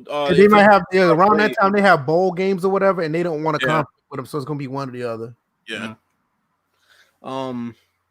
So yeah, I mean Tampa Bay has a very hard schedule, obviously, because they didn't win the division.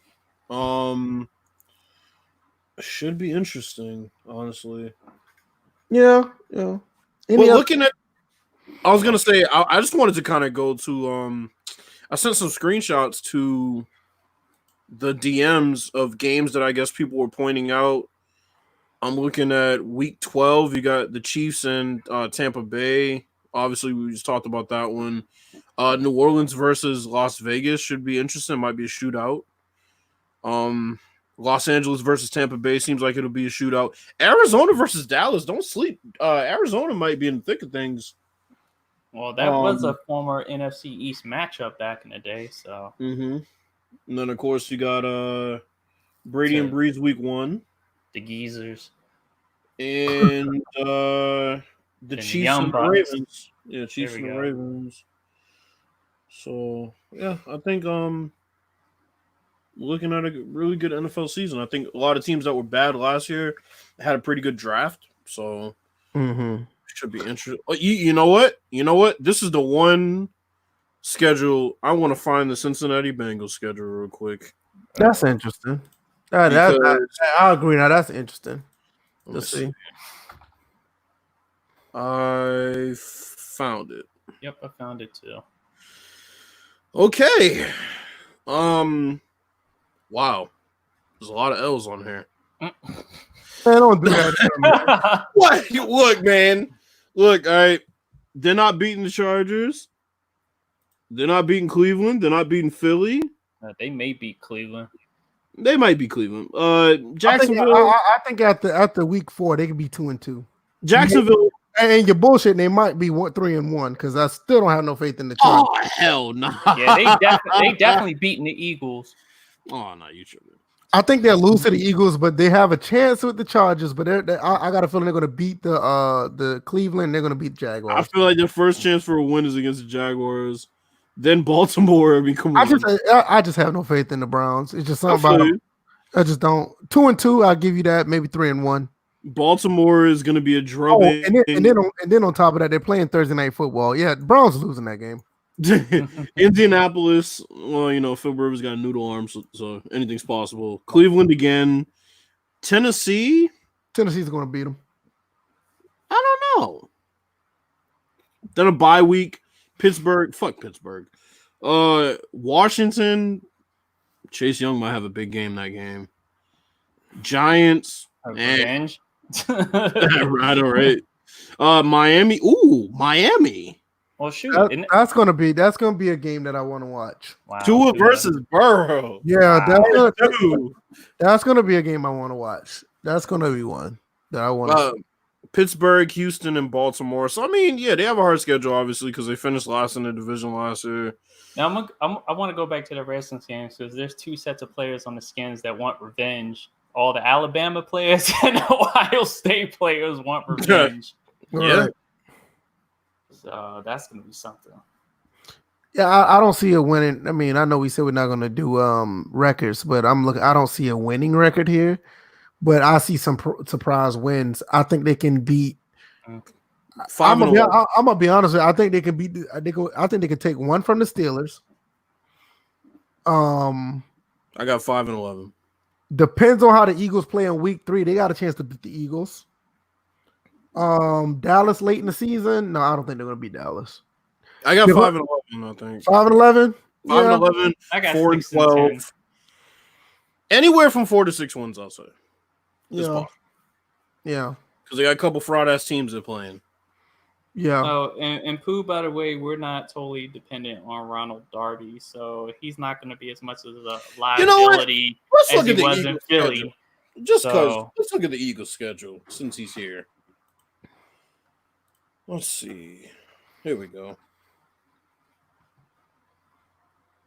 So they got Washington week 1. We already talked about that. The Rams week 2. Fraud ass Jared Goff. Then the Bengals week 3. Ooh, God, y'all got a hard schedule. They're facing Green Bay. They're facing Seattle. They're facing Baltimore. Yeah, their schedule about as tough as Atlanta. Shit, that Arizona game, week 15.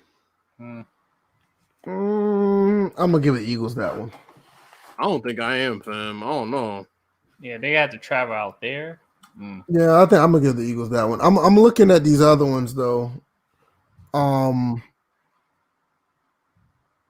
The first four is going to be going to be tough. They could probably get out of the first 4 with a possibly losing record. Does Carson Wentz make it through the season without missing a game? No, Oh, because there's talk of Cam Newton possibly entering that fray. He's apparently opened himself up to being a backup. That would be a disaster. They're not going to sign Cam with the Eagles. Let me tell you something. If they do it, I'm just going to sit If here. the Eagles sign Cam Newton, Carson Wentz might as well pack his fucking bags. Yeah. And I'm dead serious when I say that. Carson Wentz might just say, "Fuck it, I want to go somewhere else." That'd be highly disrespectful. No way, bro. That'd be highly disrespectful. I can't go. That's some bullshit. That'd be some bullshit. But I'm looking at the schedule. It's gonna be a tough schedule. It is. This is a tough one. So DJ, you say no. VF, you say yes or no to him making through the season? Oh yeah, I think he'd make it through the season. I think it'd be fine. I think he'd make it. That back hasn't healed. But that's just my gut feeling. They just drafted Hurts, man. No. Pooh don't understand what we're saying. The fact that you draft Hurts and then turn around and get Cam Newton, that's not a waste. That's just saying that fuck you Wentz. That's what's right. That's like, yo, your days are numbered, fam. Right, you're not weird. Well, that'll be the second time they said fuck you Wentz. Right, like the first one was drafting Hurts in the first place. Exactly. I think he's missing the whole point about us saying that if we draft him. It's like it's not like a waste. It's like the writing's on the wall at that point. They already slapped one cheek. They're going for the other cheek by signing Cam Newton. Right. That's what I'm saying. So like it won't be a waste. You wouldn't have to worry about the receivers trying to catch anything with Cam throwing on the ball. He overthrows everybody. Him and Jalen Hurts are gonna be battling for who's gonna be most inaccurate on the team. No, one's gonna underthrow, one's gonna overthrow. Like, right. But no, it's like like seriously. I'm looking at the chat. I think he's really missing what we're saying. Yeah. He's saying it's looking like a waste by driving. Like no, like what? What that got to do? What is someone? Wait a minute. Wait a minute.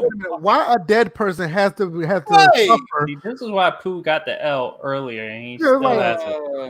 It's like you got a dead person has nothing to do with the situation. Got to suffer with your nasty ass urine. Well, Because it just proves that Pooh can't face anybody in real life. He has to pick on the dead in order to like dispense any type of like punishment anywhere. Man, just swing in the air, bro. I know it costs less. Oh shit! It's like power punch. Y'all supposed to quarantine anyway. Let them find your ass in some cemetery pissing on somebody's grave. You get social distancing. I thought Philly was the cemetery. Well, there you go. Any other teams I want to look at? Nah, that's okay. Yeah, I don't see any other team that actually Okay, R. Kelly. Oh boy. Wait, what? That's gay. Yeah, that is mad gay. That is really Yo! totally gay. Man, y'all Eagles fans a different breed, fam. They eat shit and like to piss on people.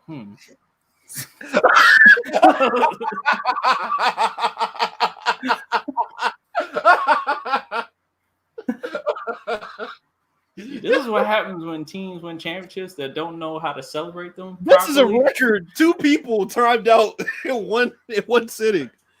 Yeah, I had nothing to say. I just went straight to go time. I didn't even respond to that. Yo, he said Philly fan and eating nasty potato salad. Yo, you know what? I'm not even gonna flag your comment because Pooh set the standard for fucking bad comments, so I can't even flag anybody else's comment as a result. Yo, oh man, I don't. Where do we even go from there? I'm saying, like, I'm trying to segue to something else. Like, where do we go? Shit. Okay, so you had that comment you wanted to talk about in the DM. We'll get to Craig. Yeah, we'll get to Craig Hodges in a second, but let's talk about this. Yeah, so this is Dennis Rodman said if LeBron was playing during the 90s, I'd still say Scottie Pippen was the second best player behind Michael. Okay, first off. Oh boy. First off, Mr. Rodman. Scottie Pippen wasn't the second best player without LeBron. So how the fuck is he going to be the second best player with LeBron playing in the 90s? I smell a little bit of bias there. Of course. Well, I mean, come on. I mean, take it for what you want. That's a little bias. Of course there is, but I mean, come on, fam. I mean, if I heard it from somewhere else, I'd have been like, yeah, you out of your mind. But I mean, that's just a terrible, man, that's a terrible take. It's a bad take, but I mean, it's his teammate. Anyway, what you know? Okay, look, I get it. It's his teammate, but name another guy in the Bulls that would say that. I can't think of another guy in the Bulls from back then that would. I can't think of another Bulls teammate that would say it, but if they did, I'll be still like. Rodman's been low key taking pot shots at LeBron for a while now, though. I just look at that. I don't think anybody on the Bulls would say anything other than what Rodman said because that's what I'm saying. To Michael. Because I didn't know. Want to maintain. They seen what happened with Charles Barkley. But see, this is my thing. I didn't see who made the quote, but I read it probably to saying it. But when I found out who said it, I'm like, all right. Let me ask y'all this: mm-hmm. Do y'all think Scottie Pippen was the second best player in the 90s? No. Can you name the players that were better than them? I mean, you can Charles Barkley. Hell, you can even say Reggie at some point. Yeah, Reggie Miller, Patrick Ewing, Sean Kemp. Ooh, Patrick. I don't know about Sean Patrick. Kemp, definitely. Sean Kemp. Yeah, Sean Kemp. Yeah, I'll give Sean Kemp a nod over Scottie. Patrick. David Robinson. I'm like, he was the best on his team. Yeah, but I mean, at the same time, half the time Sean Kemp was the best on his team and still wasn't better than Scottie, though. You can make the case that Tim Hardaway was at one point. Oh man, I don't know about that. I think we're getting a little slanderous. I don't know about that. I'm not saying that I'm not saying that it's true or it's fact. I'm just saying you can make a case. I think Scotty was a top 10 player during this time. I wouldn't put Sean Kemp or Ewing over him, especially Ewing. Anthony, Larry Johnson. Chris Webber in the league. I'll say Penny during his time. Right? Penny, Grant Hill. Grant Hill. Larry, yes. Larry, you know what? Oh, Larry, you gonna say Larry Johnson? Oh wow, I don't know about that. What about Rod Strickland? Larry Johnson? Oh no. Rod Strickland. No. Rod I mean, I'll say this: the debate back then was Grant Hill versus Scottie Pippen. What do y'all think about that debate? We just told you we thought Grant Hill was better. No, but I'm saying like compare them. Like no, when I was growing up, it was more like Grant Hill was supposed to be the next Jordan, so it was more like that comparison than the Pippen one. Because that's what I experienced when I was in the '90s watching. Grant Hill was like really before his time. Yeah. The thing about Scottie Pippen is Scottie Pippen was, just like they said in a documentary, he was the best two-man, or he was the best Robin easily. But for him to be like the best player, like I said, we named a whole bunch of people that we can make the case for, or actually say that they were better than him. Because for me, like Scotty was the first point forward, but then Grant Hill came and blew that shit out of the water. Right. So it was almost like Scotty being the first point forward didn't really mean shit. Right. Because Grant Hill came and he was just a different monster, bro. He was putting dudes in blenders, dunking on them, finishing at the racket, that mean-ass mid-range jump shot. Yeah. So, I mean, this whole thing with Dennis Rodman, I get it. I mean, that's your teammate. That's your guy. But no. I mean, if it was anybody, if it was somebody who was not a Bulls, a member of the Bulls, and I like, you smoking crack. But for him, I said, you're defending your guy. So I was like, all right. Nah, niggas tripping. There's a way to be in to not say anything, and that'll be a better answer than just telling a flat out lie. Honestly, I think he's just indebted to them because they let him be him. That's what I'm saying. Everybody else tried to control him. It's almost asking like Manu Ginobili, like, do you think Kevin Garnett was better than Duncan or something like that? He could we all say, it's but the difference is those two are way more comparable though. It's almost the same logic though. I mean, you're not gonna vote the guy. But Ginobili could easily say, I'll probably go with Duncan, but at the same time, I can see anybody that made an argument for such and such. But to say what Rodman, the thing is, when you're the guy's teammate, they're probably 9 times out of 10 they're not going to say that. I get what you're saying, but I get what you're saying. But when you're that guy's teammate, you're not even going to downplay your guy. Motherfuckers need to tell the truth. We get it. We get it, but when you're in, like with me and DJ saying, when you're embedded to that guy, if that's your teammate, that's the guy that you won championships with, if that's the person that basically turned your image around when you came to the Bulls, you're going to have that. You're going to have that allegiance. I mean, I'm not saying I agree with him, but I understand why he said what he said. I get what you're saying, but. Nah, you gotta. I mean, it's almost asking like a person that is loyal to their teammates to dump on them. It's very hard to do that. No, it's not. I mean, shit. It's like, okay, Magic played with Kareem Abdul-Jabbar. He says Michael Jordan's the greatest basketball player of all time. It's technically dumping on Kareem Abdul-Jabbar, ain't it? If they ask which one is better, yeah. Well, but I technically said who's better. Just not. You say who's better if you said that. I don't think he's downplaying Kareem just by just saying that right there. What Rodman did basically just compared the two and said, "That's my guy still." Okay. It's almost asking like, okay, Kareem was there, but what do you feel about Kareem at the? I mean, what do you think about Olajuwon at the time? I'm saying I still think it's dumping though. It's just not mentioning the person. But if you know that Kareem Abdul-Jabbar, I mean that's if the third person decides to add that person in it. I mean, I don't think that he's doing it intentionally. Not like what Rodman's doing.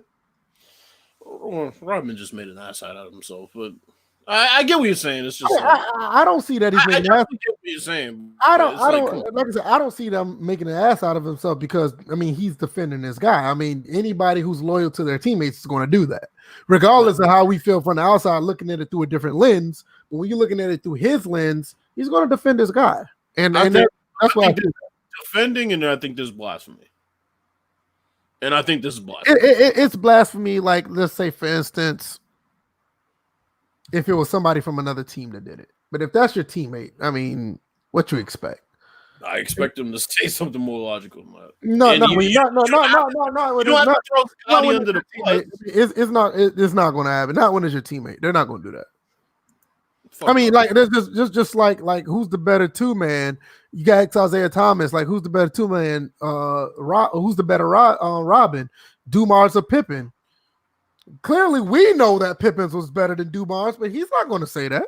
Yeah, but Zeke is almost the same thing. But that's Zeke, though. Come on, same thing. Y'all got to see this. And I sent it to the Twitter DMs. They're talking about all these schedules now on ESPN too. I'm looking. They're doing a 3-hour thing. They'll be all right. Can you form a team that can beat? Let me see this. I'm not about to do this. No, it's not going to be a conversation, but I just thought it was interesting. I just saw it pop up. Well, it's an interesting conversation, though. You got Nash, Kobe, LeBron, not LeBron, Kobe, Jordan. The fact that he excludes LeBron, like, that just kind of. I don't have a problem with that. I'm just trying, like, the conversation here, but like, what type of team is he trying to form that he doesn't have LeBron, but he has two of the same scorers, has pretty much 3 alpha scorers on the same team. This is exactly what I mean. Like, this is this person's 5, but we're implementing somebody else and saying that he's shitting on somebody. I don't think whoever did this is shitting on LeBron. No. That's not what I'm saying. I would. It's actually let me know what Bertans feels about when he's putting together a team.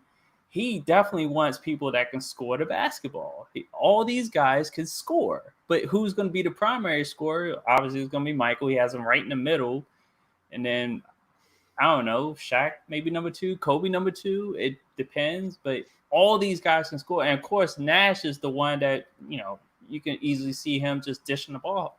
Everybody getting like 30 assists a game. I can counteract that team right away. Just get Magic and have them post up Steve Nash. They're gonna have to come and help, and the game's over. That's it.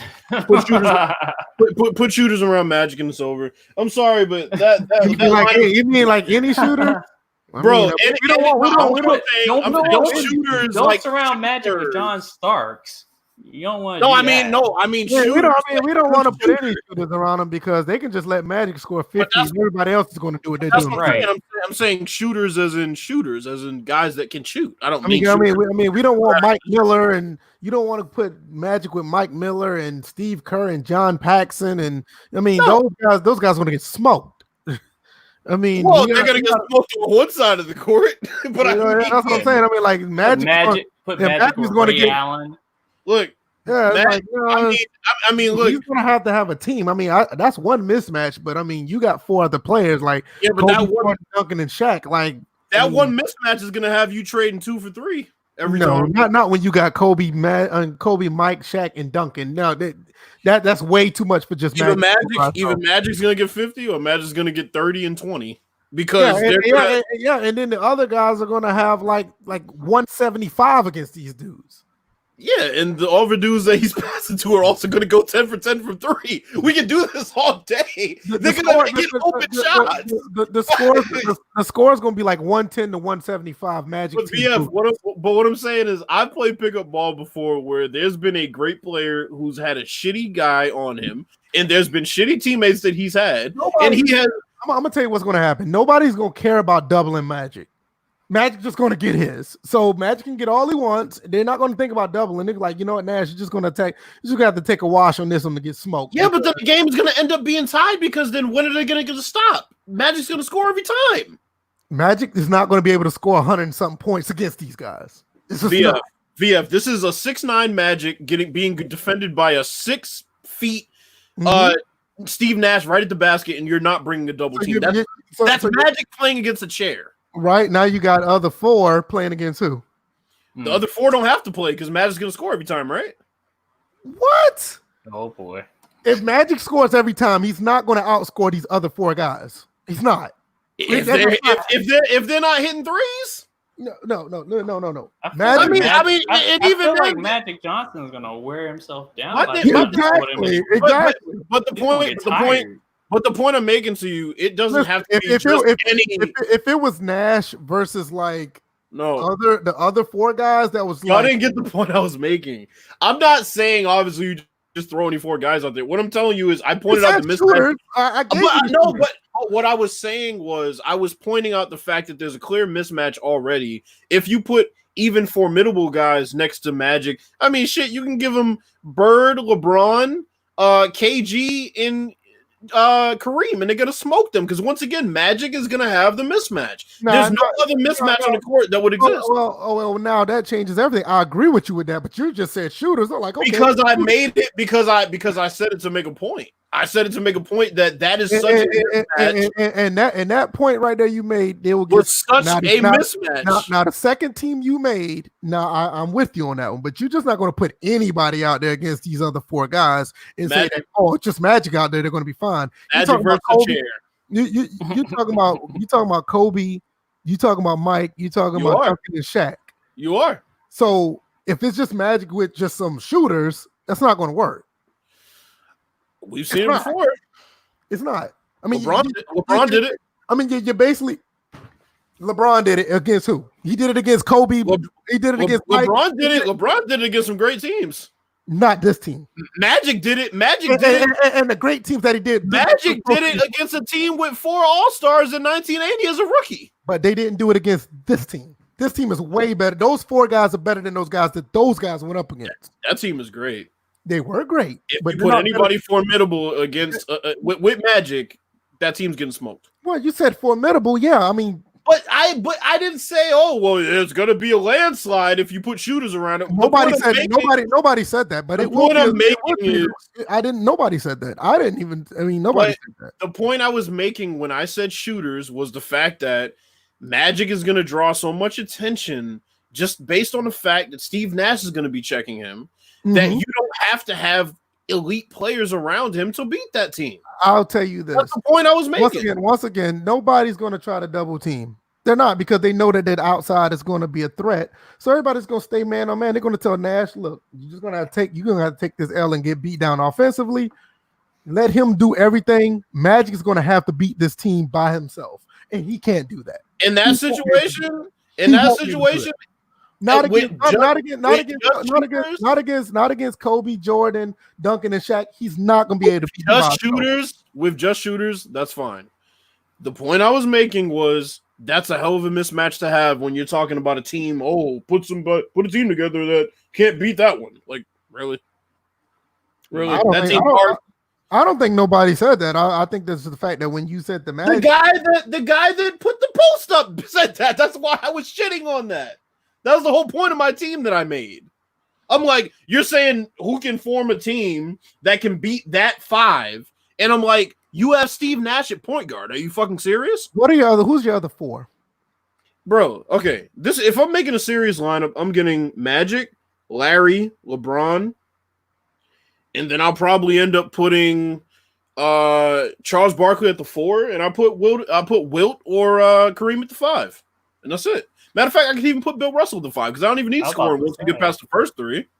I mean, shit, I'll put if you put Bill Russell at the 5, I'll give Shaq the ball all day. You really doing this? I will. No, I will. I will take a 7'1", 340 against a 6'8", 210 all day. Bill Russell wasn't 6'8". How tall was he? Bill Russell was as close to Wilt height as anybody else to play back then. Bill Russell was a good 6'10", 6'11". 6'10". Okay, I'll still put him up against 7'1", 340. I'll do that. Yeah, but he ain't gonna let Shaq get in a position. That's gonna be his issue. What? Bro, Shaq's not just gonna muscle somebody like Bill Russell out of the way. Bill Russell is a great defender. Muscle is not the only thing that has to to be taken into account in the post. Bro. Nobody is moving around. It's not about moving him around. He's not wherever he wants to go. He's going to go. VF, if you toss that ball in the Shaq, I guarantee you that Bill Russell can easily jump around there and pick that pass off. From this picture I see, this is 2000, 2001 Shaq. Nobody's moving that guy. Mm-hmm. I didn't say they were going to move him. So what I said was he's going to do whatever he wants to. Shaq's not going to be able to seal him the way you're making it out to be. Bill Russell was a great defender, bro. He was a great defender, but when you're 6'9", how much you weigh again? I don't know how much Bill Russell weighed. It didn't matter. Yes, it does. It matters. He wasn't weighing like 200 pounds, bro. It matters in the paint. You're better off getting Wilt Chamberlain down there. VF, if you post up Shaq, listed weight at the time. I think they said his listed weight at the time was 215. Exactly. People claim Wilt Chamberlain was stronger. 6'9". People claim Wilt Chamberlain was stronger than Shaq, right? That's what some people claim. He was giving Wilt Chamberlain fits in certain games. So why is it beyond the pale of belief that he would be able to give Shaq certain problems in the post? It's not just brawn and power down there. Maybe Orlando Magic Shaq, but not 2000, 2001 Shaq. No. Orlando Magic Shaq would give him more work than 2000 Shaq because he was more agile. That's what you would need against Bill Russell. You're not just going to bully Bill Russell. That's not how it works. He's going to use positioning against you, bro. Okay, Bill Russell also had a 7'4" wingspan. So and like a 32-inch vertical? Quick hands? Everything. It's not. You're not just gonna bully him. I can't believe this. Y'all really think Shaq is about to get? Because we're not talking about brawn. It's going to be a tougher matchup than expected. Yeah, we're not talking about Bill Russell bullying him out of the post. That's not all that is taken into account in post game, bro. Tim Duncan didn't make his career defending people like Shaq off of bullying them. That's not how he did it. It's about savvy. It's not just about throwing your elbow into somebody and dunking on him. Shaq tried that and it didn't work against several guys. In 2000, 2001, name one person that didn't try again and it didn't work against. What dominant center was he playing against though? Thank you. Back then. But what do you mean? What do you mean? Thank you. We just put him up against one. Thank you. But that doesn't make your point. You're going to sit here and tell me that Bill Russell is the greatest defensive center of all time. Go ahead. It's just going to sit here. How many points you think Shaq's going to get? Shaq is going to get his points. He's going to get his stats, but we're not going to sit here and say, "Oh, mismatch." Like, come on, fam. Oh, you think he's going to get 30 and 12? Not against. Jordan's going to take 90% of the shots. I don't even know why. I'm saying if they feed Shaq the ball in this matchup, Shaq the ball. Do you think he can get 30 and 12 against Bill Russell? If they feed Shaq the ball, the first time Shaq goes and throws that elbow into Bill Russell, he'll probably score. And the next time Shaq's going to go and try to bully him, and Bill Russell's going to pull the chair out from under him. Too much. It's not going to be a bully and, oh, look at me, I lift weights in the post. That's not what it's going to be, bro. Okay. I mean, and then at the other positions, I mean, Kobe's going to catch hell trying to check Bird. Everybody can go back and watch Bird's highlights. I mean, he didn't need speed. Motherfucker couldn't jump. He wasn't fast. And he was still cooking dudes with the left hand only. So, LeBron, we already know what that's going to be. You got two of the smartest players ever with Magic and LeBron on the court, and then Wilt or Bill Russell. Bill Russell can initiate the offense from the top. So, I mean, I'm just picking players that are smart players. I mean, Shaq's going to get frustrated when he can't just have his way in the post physically, because he's going to learn that body positioning means a lot more than just throwing your elbow into somebody like Michael Olowokandi bum ass and thinking, I mean, yeah, he dominated against a league that didn't have dominant centers. That's great. And I'm not taking anything away from him, but when you're talking about playing against the greatest centers of all time, he's even said himself, he bows down. What else y'all got? Craig Hodges. Yeah, let's talk about that. So, Craig Hodges has and Daniel Daly told him this shit is sickening. Shut up. No, I mean, I'm sitting there just listening to this like y'all are making a case, and I get it. I don't see it, but he's acting like I'm saying something 100% blasphemous. Like this dude, like, is just not going to do what he do against Bill Russell. I'm not taking nothing away from him, but I'm just looking at this like, really?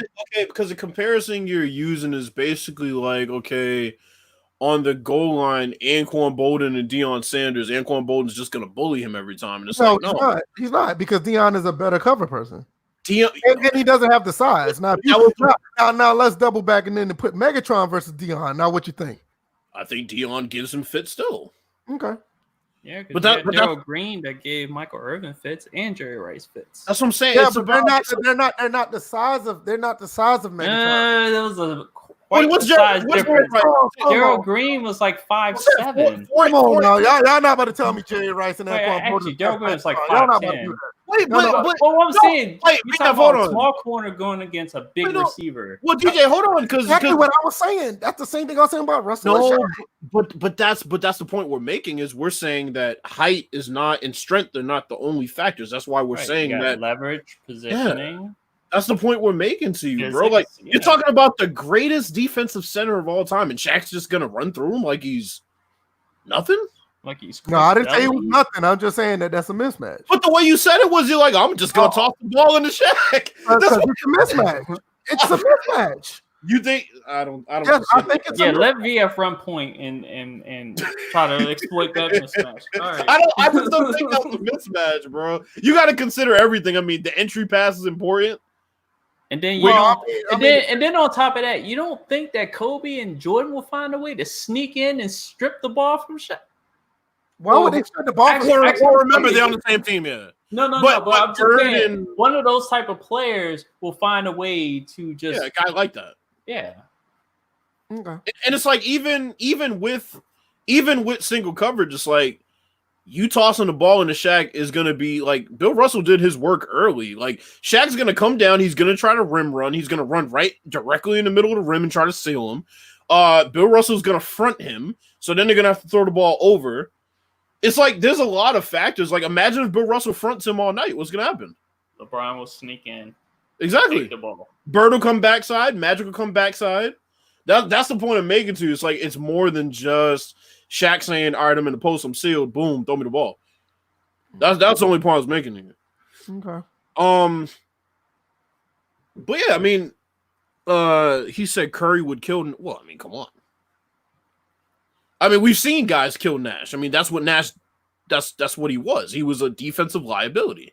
That is the logic that's the logic weakest link in this five. And I can't. Well, there's no other weak link. Like, well, I should say, like he's obviously the weakest link, but there's not really even a weak link. Oh fuck! After right, I'm about to say because Nash defensively he's trash. No, but that's what I'm saying. So after that, it's like there's nobody that's even a weak link, let alone weakest. It's like Kobe. I mean, yeah, it's interesting. But no, Bertans is tripping with this. I mean, you put Steve Nash there, that's a red flag. I mean, at the end of the day, it's one man's opinion. I mean, everybody's ain't gonna be on the same. Everybody's not gonna be on the same page with that five. Yeah, because it's clear that Bertans wants like the best scorers on the court, but at the end of the day, it's gonna be who's the best team on the court. All right. Yep. Yeah, I mean, everybody's five is not going to be the same. I mean, that's why with certain debates, I just look at it and keep it moving. But when I look at certain things as logic, like you guys are saying all this stuff about Shaq and Bill Russell. I'm not taking nothing away from them, but just size alone, Russell's going to have problems. I mean, that's just logic. You know what I mean? That's all I'm saying. I mean, all right, now on the Craig Hodges.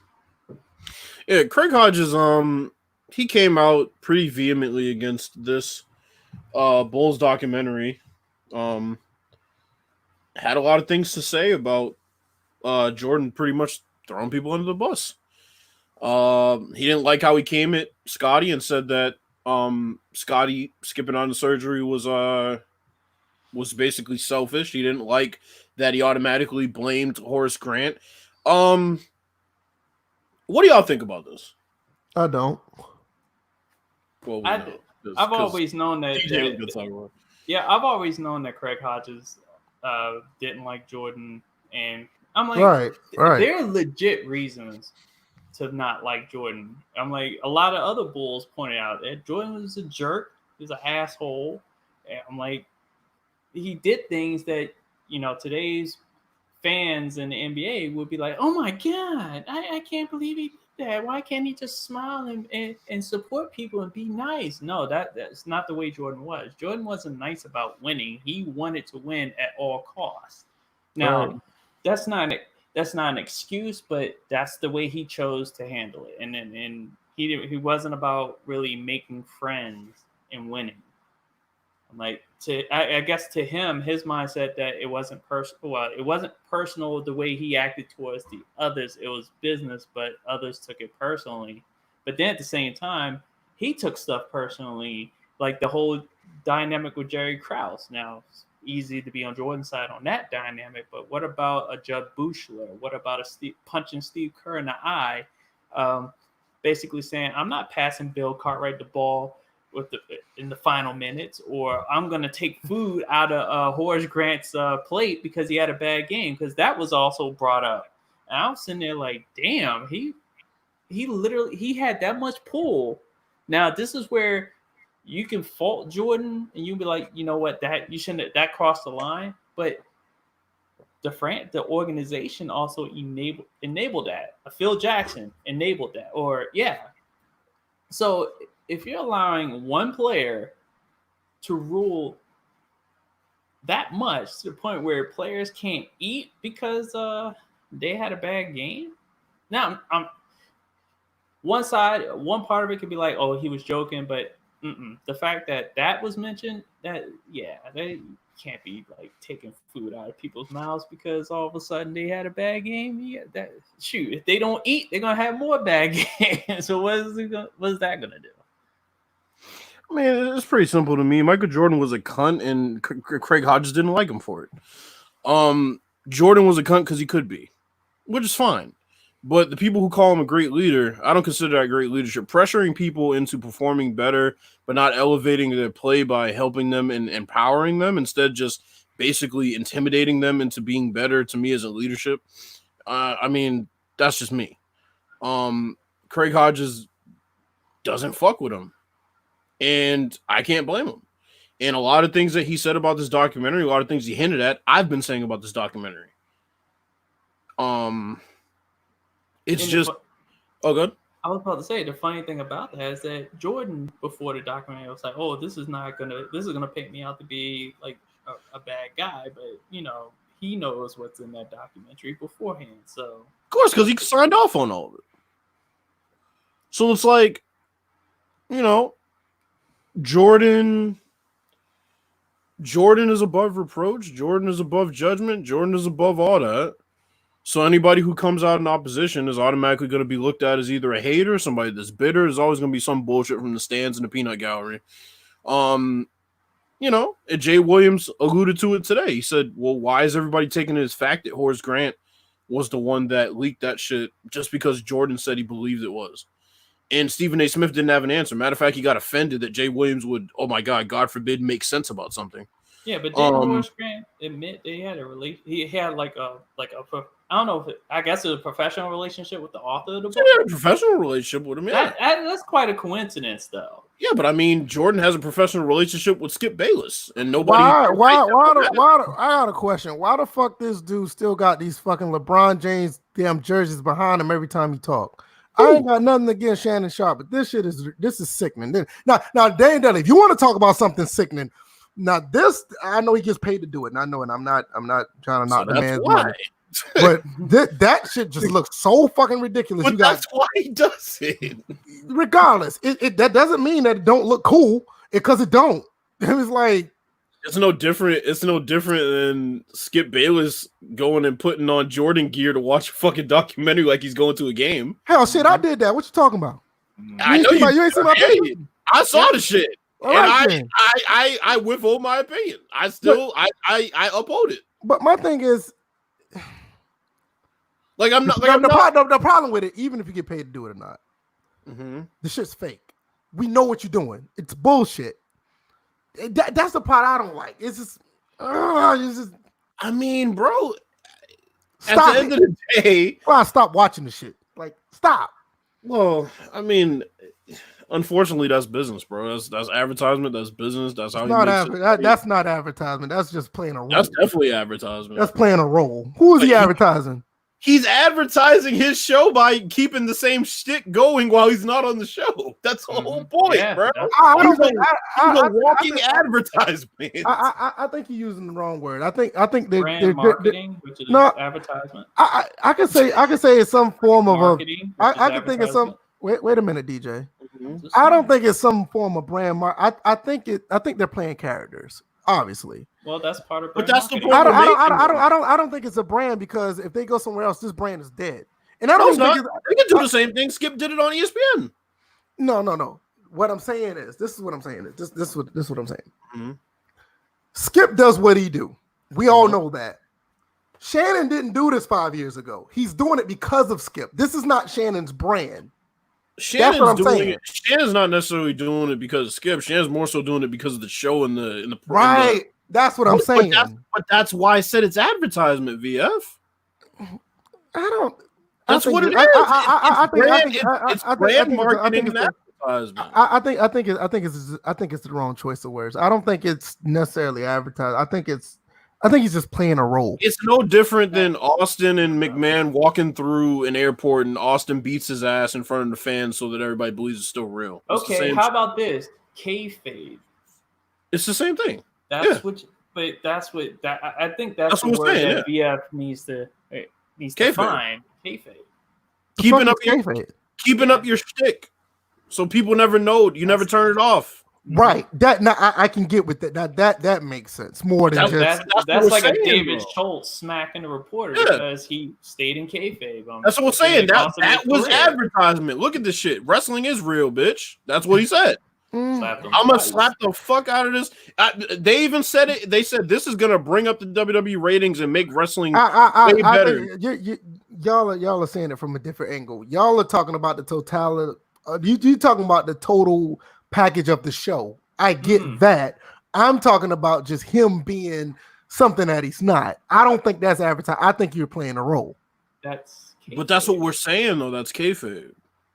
That's playing your role. That's staying in your role, but that's also advertisement for your brand, though. That's what we're saying, bro. But see, I don't think there's a personal brand and then there's the overall brand. People, by staying in kayfabe, I don't think your personal. This is what I'm thinking. I don't think this is. You think people get? Wait a minute, hold on. Yeah, if you think people get into it just to be themselves. No, he's doing it just to be the opposite. I don't think this is his brand to say, "Hey, I'm the guy for LeBron James. Look at me." He's doing it just to be the opposite. No, he's not doing this for a brand to say, "Hey, I'm Shannon Sharp. I love LeBron James." No, he's doing this because he knows how Skip feel about LeBron. No, that's what I'm saying. What I'm saying is that's no different than like, do we really think Stephen A. Smith hates the Cowboys? Exactly, but I don't think it's an advertisement of. I think the word advertisement is just the wrong word to use. That's fine. But I'm saying I think at the end of the day, it's semantics. Like we're saying the same thing. It's you are trying to keep up a front that you have gained a fan base on, and you are doing it so that you can say, okay, well, this is advertisement or brand marketing or whatever to bring more traffic to my show because this is what we do on here. This is why we're keeping the same character. And that's what I'm saying. Undertaker showing up in public with. So that's what I'm saying. I think you're looking at it from the big umbrella of the whole thing. I'm just looking at it as Shannon himself, and I'm not taking, like I said, I'm not taking nothing away from him saying that I dislike what I look at the way the show started, right, and I see what it is now. It's like. Well, they couldn't uphold that because think about it. Anybody who hasn't played sports at a high level cannot debate an actual athlete, especially a Hall of Fame athlete. Mm-hmm. They did the same thing with Max Kellerman. But that's what makes it even worse because now you're focused on something that just. No, I'm saying because they did the same thing with Max Kellerman, where Max Kellerman was absolutely. I told you this the first week. I was like, bro, this shit ain't gonna last long. Max Kellerman's destroying Stephen A. Smith in every fucking subject that doesn't include basketball. What they're gonna start doing is they're gonna produce either topics that Stephen A. Smith actually knows shit about, or they're gonna have people come on the show that say stupid shit that ends up making Stephen A. Smith look smart. And what do they start doing? That's exactly what they started doing. Because it's the only way. They knew that jig was up when fucking Jalen Rose came on TV and aired Skip Bayless the fuck out. He's like, well, I pulled up your high school stats, buddy. Right. So you have no credibility. They buried that clip. They don't even bring that shit up. But see, you know what? That's why I like what we do. And I know we kind of got off the Craig Hodge thing, but that's why I like what we do, because I feel that more shows that talk about sports need to be like that. If you can't walk the walk, shut the fuck up. But they keep sugarcoating a lot of shit and they keep forming shit just to keep people blind. Unfortunately, they lend credibility to people that don't deserve it, but that's mostly because those people are either suck-ups or just people that are good on camera. I mean, and this is one of the reasons why I like what we do and I stop watching what they do, because you can look at it and tell that it's manufactured. And when you see, and this is why my initial statement was the jerseys in the background is over the top. It's like, bro, like we know what the deal is. You're just making it look worse. But you got people that, I mean, let's be quite honest. Like a lot of us humans don't think. So when they see stuff like that, that's the first thing they say, like, oh shit, this is the most awesomest thing ever. You're hypnotized by the bullshit that they're saying. Oh, the shiny toy concept. Yeah, and that's what one of the reasons why I want to do that's why I like doing what we do, because we don't sit here and try to lure you in with the bullshit. We're going to tell you that you're full of bullshit, but we're not going to pull you in with it, because what we say is what we feel, and we normally have our, research to back up. So this goes back to the thing I talked about with Michael Jordan, where it's like, I noticed a trend where they usually never bring people on that they even think will say that anybody other than Jordan is the greatest of all time, because they want to keep that same narrative. And it's not that he doesn't have an argument for it, right? Because obviously he does. But it's just they want it unanimous, right? So they want to make it so like that's not a debate. But then they'll bring it up as a debate just so they can pump him up some more. Like, they'll make it a debate topic and then be like, well, I don't even know why this is a debate. Just so it can be like, oh yeah, well, obviously it's just the way they do shit to like create a perception. That's what I'm talking about. That I beat around the bush, but that's what I'm talking about. It's not necessarily what I said earlier. It's like you creating this false perception that people keep, like when all else fails, you know what they do? Next on such and such show, who's the GOAT? Next thing you know, those same 30,000 people come back and watch again and go against with the same goddamn argument that you debated about 5 days ago. It's like no substance at all, and it just, it's hard for me to tell me that you're a sports debate show when you have those props up like that. Or like you said, when Skip wearing the Jordans, or what? There's more to sports than this. But now you kind of get why I go so hard at these Jordan folk. It's like I look at these people who have like a crazy, crazy great platform that do it, and it's nauseating because so many people obviously are stupid people and they're followers. So when they watch this shit, this is what the perception becomes is Michael Jordan was the only basketball player to ever play, right? And that's what people. So you see it in the comment sections. And it's like, I keep telling people, it's nothing personal against Jordan. I love Jordan as a basketball player. But when they start to do shit like that, where it's like, they'll make it seem like it's not a debate until they want to bring it up as a debate just to prop him up some more. They do the same shit with Tom Brady. Today we're going to talk about why Tom Brady ain't the greatest of all time. Or, we're going to keep doing this Cliff shit that Max was talking about, where he has to keep hanging on to these little small points. Just because that's what I'm saying, Bills. It's so nauseating. Like, why these guys just can't be like Sports Center and just talk about everything and have your opinion about everything sports instead of just having these. Well, we know why. You know what I'm saying? It's just it's like that's boring. You know what, DJ? I'm gonna be honest with you. That's a lie. They make it boring because they don't try.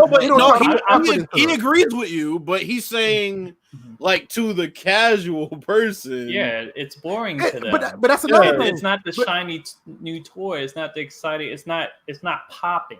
I mean, that's another thing, and that's another thing. It don't have to be that way. They make it that way. No, not even not even to us. There's a reason why people go and watch Sports Center every night, and they knowing that they're watching different aspects of sport. I mean, obviously when sports was going on, they know why it was so much, different sports on, and people will watch it throughout the time. Here's the thing, VF, though.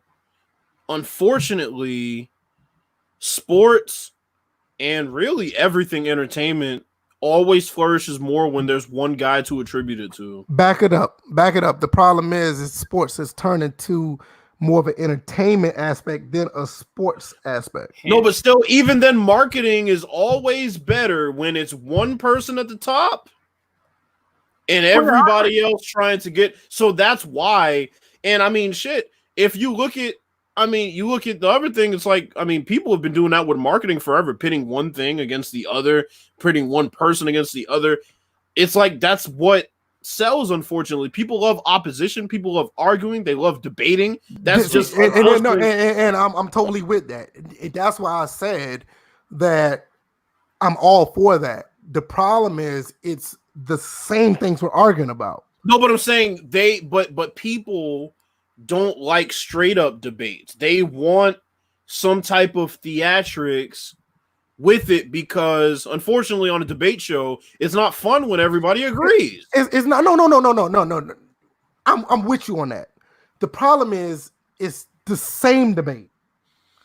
But they're gonna, because that's what draws viewers. It doesn't have to be that way, though. They made it that way. They made it that way, and for you to answer that way, you're exactly. If you're not thinking outside the box, you can understand what I'm saying.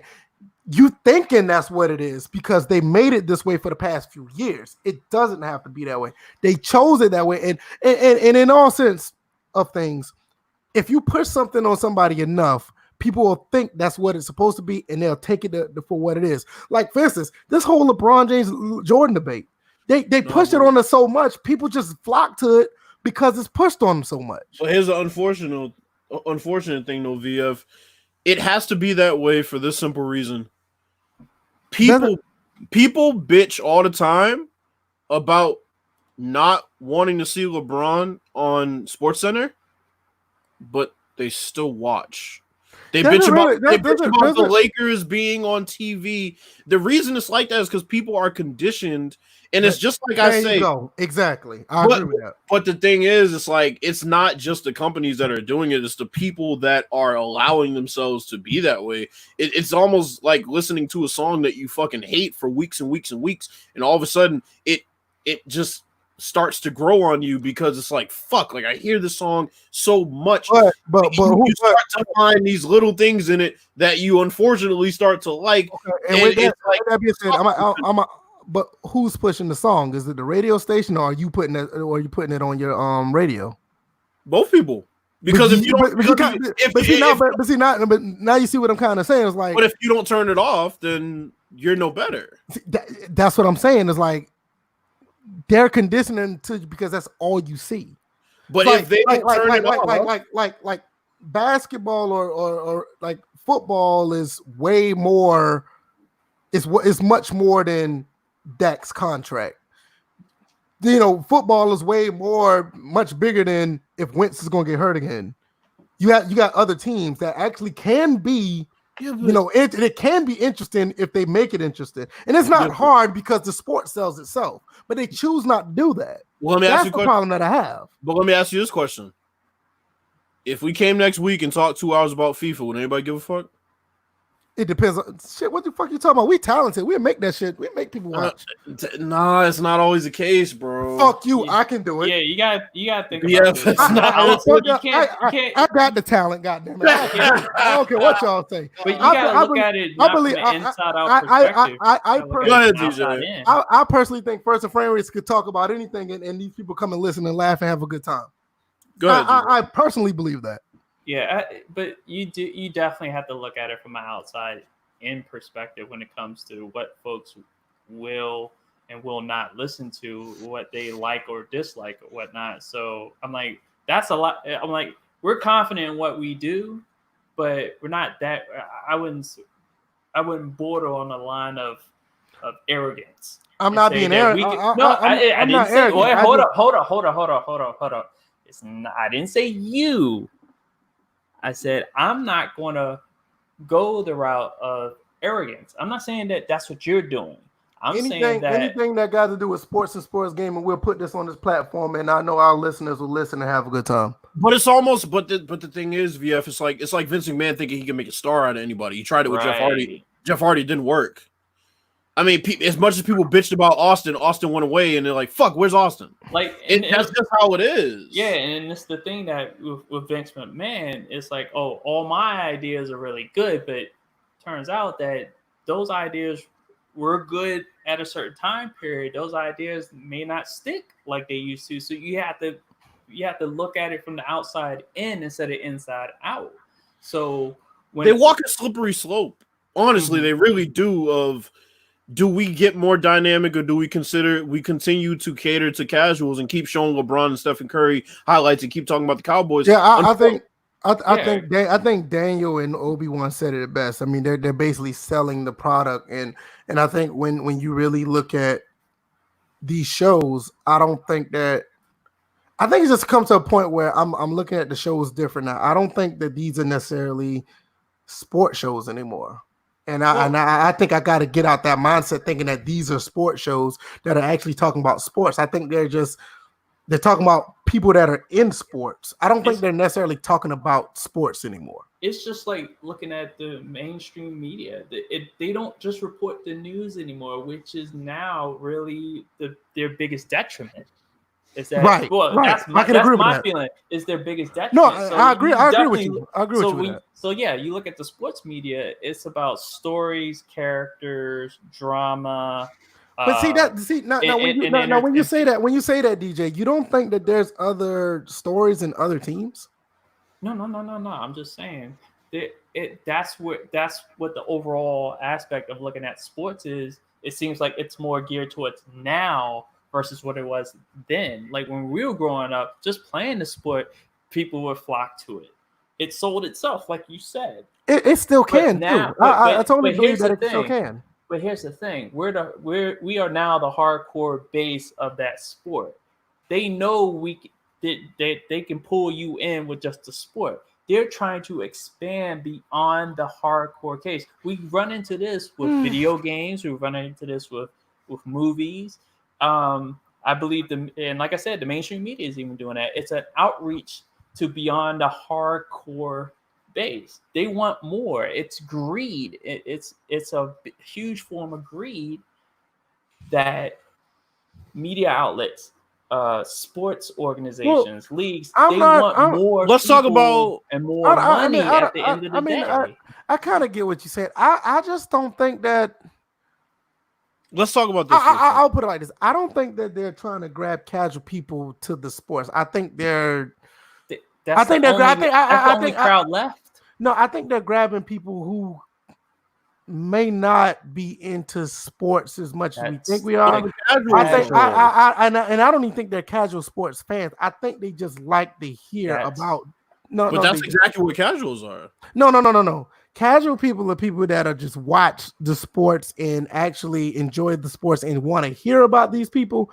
I think they're pulling people in that just want to hear about men's drama. That's what I take from it. That's what I'm saying. But here's more. They can give.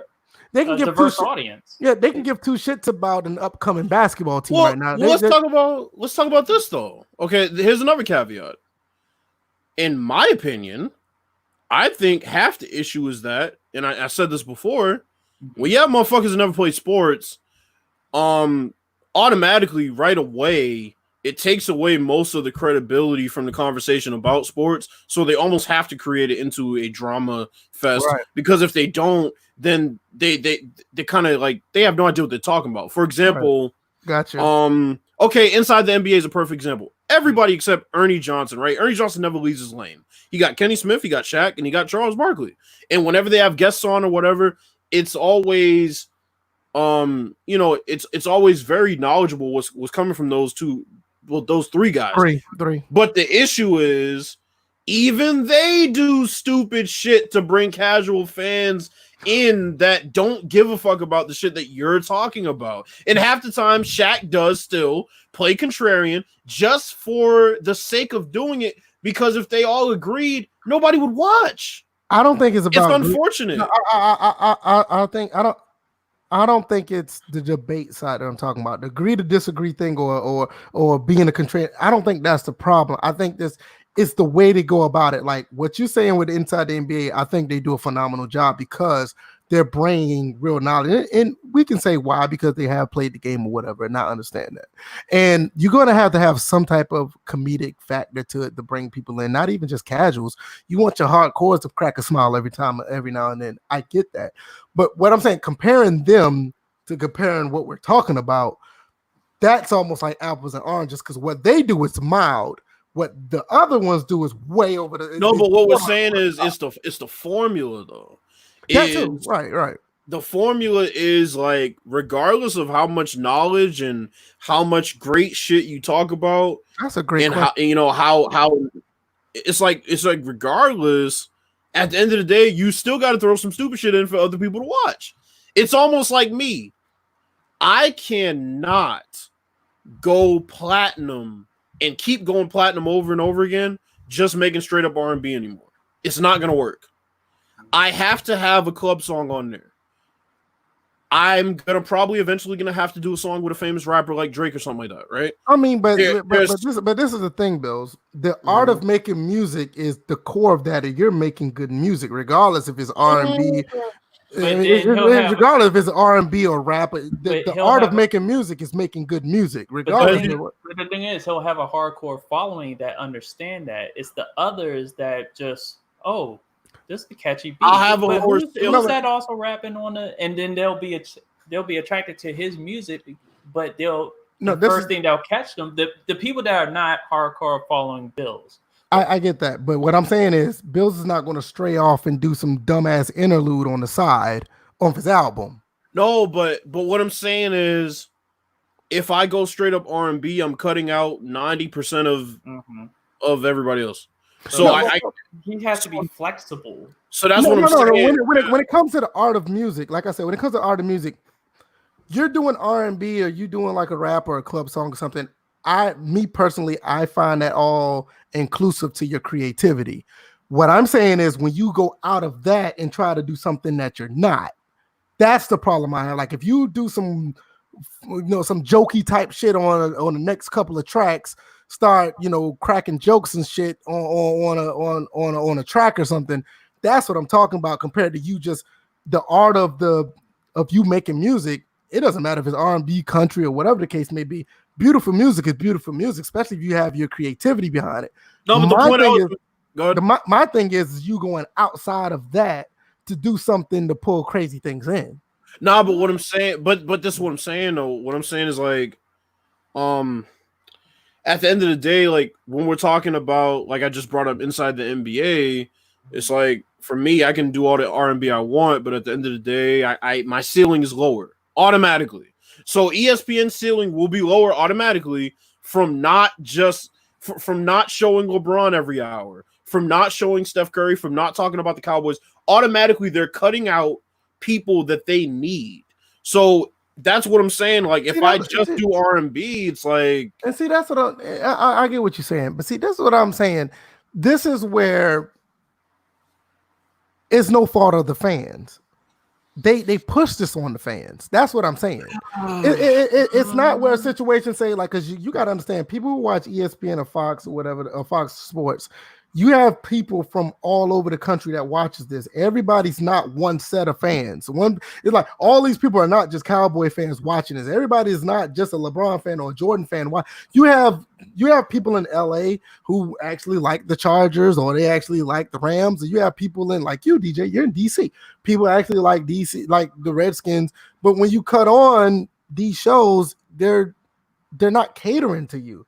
Everybody's not this one conglomerate where these 5 topics are always round robin throughout a 2-week period. That's what I'm saying. But unfortunately, go ahead, DJ. I was about to say, but there's different levels of exposure to different types of media. You have local media that can take care of that. National media is going to be a summary of what people find popular. Like they talk about the Dallas Cowboys nonstop because they've been labeled throughout the years as America's team, which is bullshit. But that's what they've done because they know that this fan base, whether it be Cowboys or your front runners, your bandwagon people, are gonna going to be attracted to a Dallas Cowboys squad. What I think what happened is, I think that, and I'm not saying that you guys aren't, I mean, obviously you're not wrong because of what, you're saying, because obviously, like you said, America's team, LeBron James is the face of the NBA. This whole thing with this Jordan documentary. Hell, you can even make a case where you're talking about Aaron Rodgers when he was on fire. Tom Brady, same thing. I get that, but what I'm saying is that they kind of abandoned that with the debate shows, because in the beginning of the debate shows, and the debate shows was doing very well when they were just actually talking about a little bit of everything. I think what they did was they found the niche where they said, hey, let's talk about the best person, and they got a base of people. And that base of people are the loyal people that always want to see that, and that. Not necessarily let's hope and try to get everybody. I think they basically just try to corner a certain market of people where they can constantly continue to get a certain amount of people to watch. I don't think that's actually what it is, though. They've been growing their fan base steadily just by talking about shit that are hot topics. Yeah, it's I'm not trying to corner a market. It's constant outreach. I'm not sure if they're growing. I don't think they are. I think for a fact they are. Check their ratings, because I don't think they're. I'm not. Well, I mean, now is. That's what I'm saying. I'm not even going to poo-poo the pandemic or whatever. Talking about even prior to that, I don't think they were. I know one thing. I know Undisputed was like getting hammered by First Take. I do know that, but I never heard anything like saying that these debate shows, which is popular, I don't think they were really expanding to the point where they were like really, really, really popular. Shoot. I think that group of people just made it bigger than what it was. Here's another example outside just going into the music world. MTV was once a music channel, then it became a what is it? Well, what killed MTV and BET was Napster. When people started getting their people started getting their phone, their music on their phones, nobody want to watch videos no more. But that's the thing. It wasn't really about the videos. It was the fact that the whole basis of the channel changed. One, because there were new types of people that wanted to, engage in other types of entertainment. Yeah, that's what I'm saying. While listening to music. No. I'm just saying. What happened with MTV and BET is basically the GameStop factor. And that's basically what happened. People stopped buying CDs. People stopped worrying about cassettes. People knew they can get their music off the internet, and they don't have to sit there and wait for the new song to come out to watch the new video. They got their shit off the internet, and they went about their business. So they had to do what like a GameStop or reality TV. Yeah, that's what I'm saying. I'm saying they started. Wait a minute. Y'all don't see that? Oh yeah, I see it. I see it. Okay, don't worry about it. I'll handle that. But what I'm saying is, what happened is they got the GameStop factor where, okay, this music shit ain't what's happening no more, so we need to get other things to bring people in. But I get what you're saying, like trying to do things different. I'm not saying that you're, But again, that's dictated by the audience, because they do surveys. That's part of market research. That they understand that the audience has changed. Yes, they're not, they don't want the music videos anymore, or less people are starting to watch music videos. They already have their music. Or whatnot.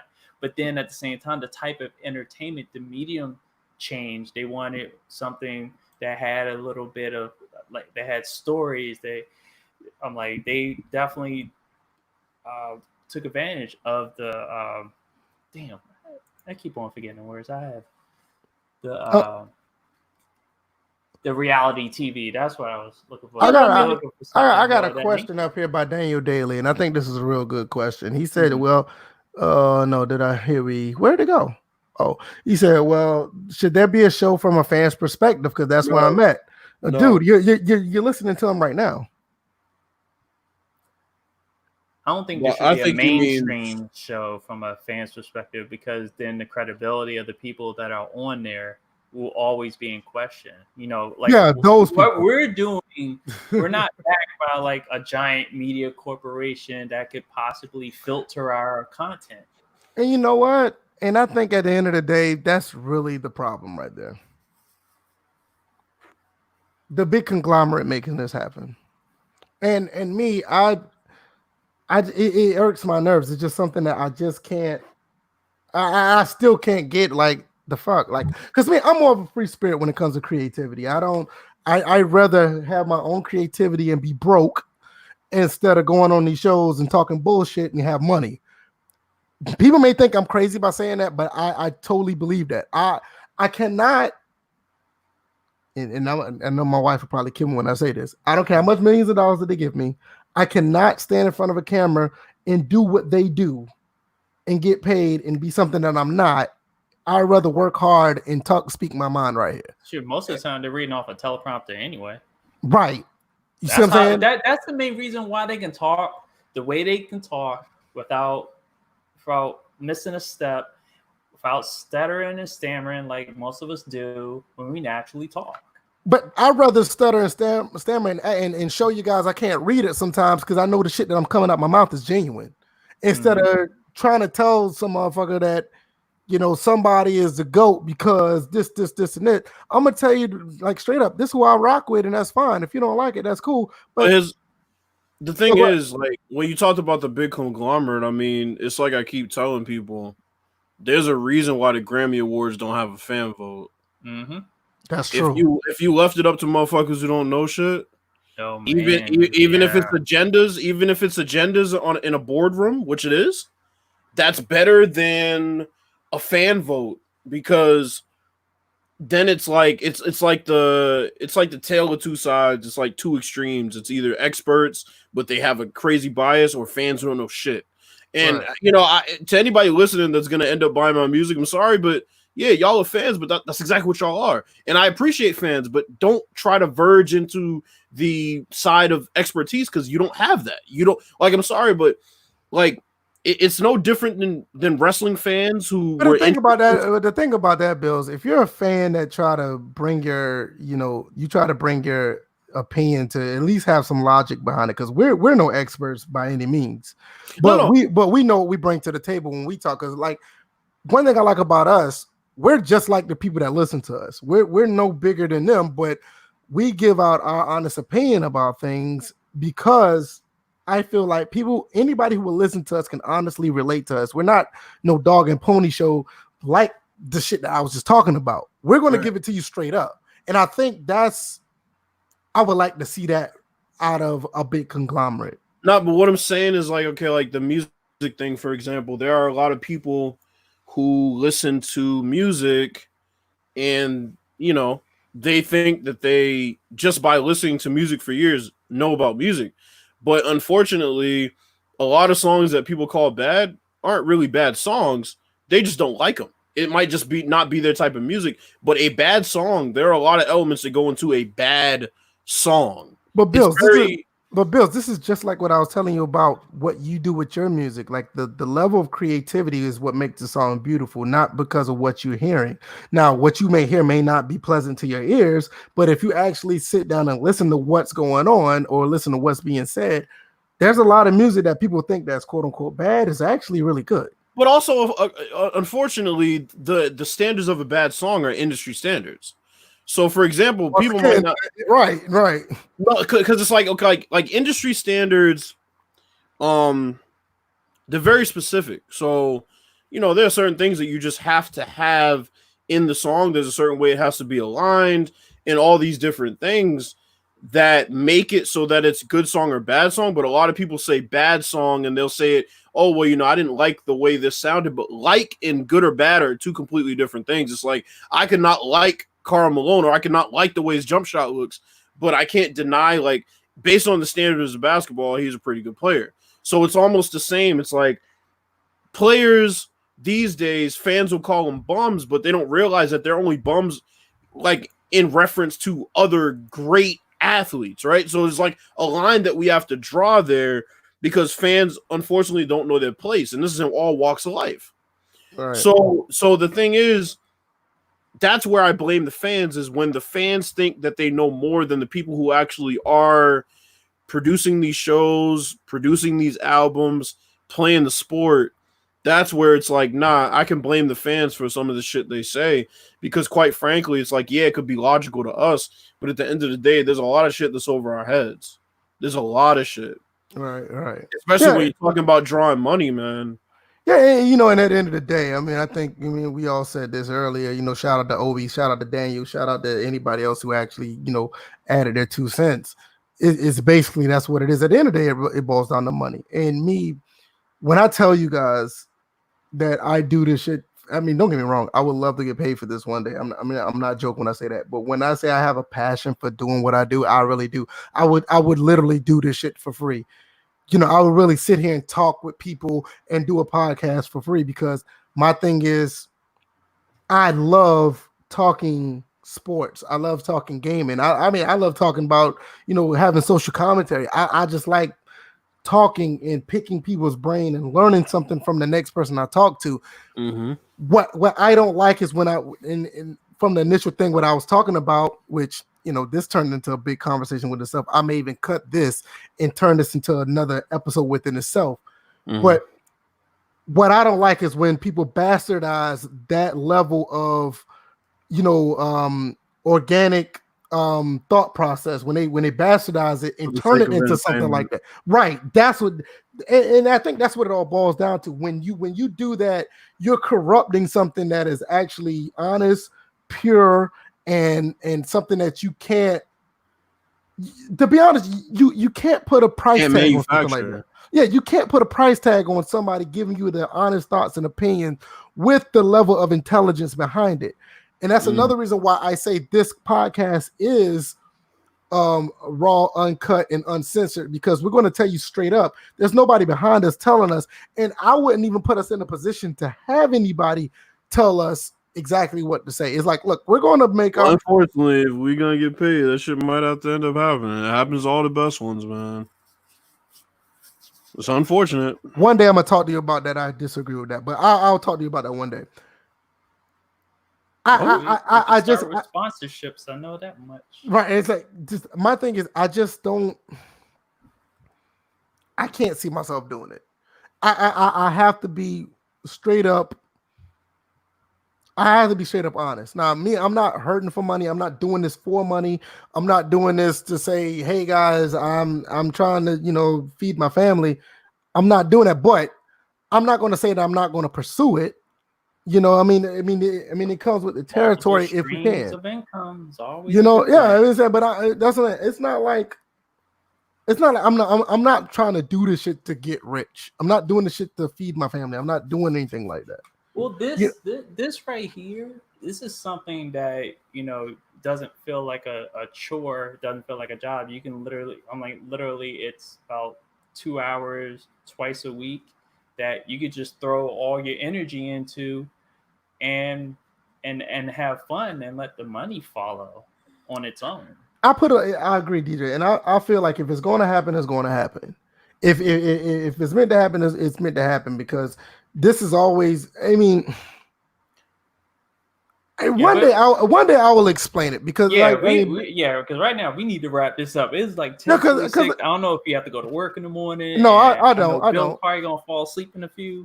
I'm not gonna fall asleep, but I gotta finish ending the song. So. Well, no, it's like, to me, I mean, I'll just end it at this. And like I said, I mean, I do apologize, because we just shitted on the Craig Hodges side of this Jordan thing. We really did. Well, kind of. It'll be all right. They shitted on him. But like I said, this aspect of the podcast, it has nothing to do with the topics. I may just cut it and just do it separate and just upload it somewhere else, because I think this was very. No, I'm saying I'm gonna leave this, but I want to take this part off and just put it as a separate one somewhere else, because I think this I think this conversation was important, and like I said, I'll just leave it at this. I've had a passion for doing stuff like this ever since I was maybe 6, 5 years old. I remember times when I used to record myself on a radio with blank tape and just talk about stuff. You mean a cassette player?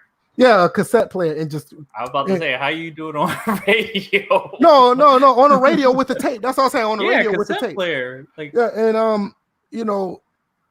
I have a real passion for talking. And I have a passion for sharing ideas and talking about topics. And like I said, I'm very thankful that you guys are along with the ride for me, because I mean, don't get me wrong. I'd have been okay with doing it by myself, but to have you guys along with me is more ideas being shared. And with that being said, it just makes it more valuable, even though you don't put a price tag on somebody's honest ideas. Well, sometimes have to elbow somebody to get an idea through, but somebody need to elbow for the damn idea they tried to put on this episode earlier today. Man, don't. Hey. That was that man's fault. This is episode 141 of the First Framerates podcast. Everybody who's here, man, we really appreciate it. I know things went left with the last topic. I mean, not necessarily went left, but the last topic was supposed to be something else. But I think it was a healthy discussion, and I know I need to get out my own way, because at the end of the day, I look at this as a form of pure honest discussion, and we have bigger conglomerates that's basically, like Bill said, they basically bastardize it and turn it into profit, and is not as pure as we think it is. So yeah, because technically we censored ourselves by not having that topic, but no. I'm not telling people what that topic was, and no, we did the right thing, right? Come on, Earl. We did the right thing, right, Bills? Somebody's talking about paying for franchise. You don't get these people the fuck out of here. But is that Hollywood again? All right, so this is a dude named Matthew White under Mills. Never mind. Let's go. Let's go. Outro. You said the right name right there. What's your outro, DJ? We're good. Right, you guys can follow me with DJ81 on Twitter. Just to let you know, I'm with the affiliate program sponsored by Rogue Energy. I've been trying out their energy formula, and yeah, I like it. I definitely like it. Inbox me to let me to see how you guys can get 10% off of an order. So yeah. Okay. What's up with you, Bills? What's your outro? Y'all can follow me on IG at officialgrand_. My shit's been going fucking buck wild the past 2 days. So yeah, follow me over there. I'm talking about sports and posting some of my music. So yeah, follow me over there. I got 2 Instagram accounts that I do not use. I have 2 that I don't use. Damn, they just been sitting there since like 2014. Man, you could have been using them to advertise for the podcast and stuff like that. I know. I mean, my wife, she uses Instagram, and she's like, I still see you haven't posted anything in 3 months. I'm like, shit, I barely go over there. I don't even use my Facebook. Like, it's just shit, whatever. I don't know. I'm very old school. I don't know what it is. I'm very old school, as you guys can probably tell. Like I'm the old man fussing at Undisputed. Yo, motherfucker. That's funny because I'm the oldest one here. Like, yo, motherfuckers better do it right. I was like, why aren't you guys using the abacus? Right, I'll tell you, man. I felt old the other day when I had to tell this kid about himself. The motherfucker tried to tell me about Jason Kidd. Hey, listen. Talking about John Stockton was way better than Jason Kidd. I was like, okay. He must was on the Mills comments too. Time to go. All right, y'all, man. We'll see you guys on Tuesday. Appreciate it. Like I said, I'm probably going to cut this last part off and just re-upload it as a separate. But I'm not going to change this. But Person Framerates Part 1 and 2. No, I'm not gonna. I just think that one topic was actually really important. I really do. I actually enjoyed talking about it. I mean, I learned a lot, honestly. So we'll see you guys on Tuesday. Maybe we'll get into more. Well, obviously we'll get into more of the Craig Hodges stuff and the Jordan thing too, because next episode to be up. Whatever else happens, as far as sports and sports gaming, we'll get into that as well. All right, guys. You guys have a good night. Peace. Fuck the Knicks. Man, why you gotta do the Knicks like that?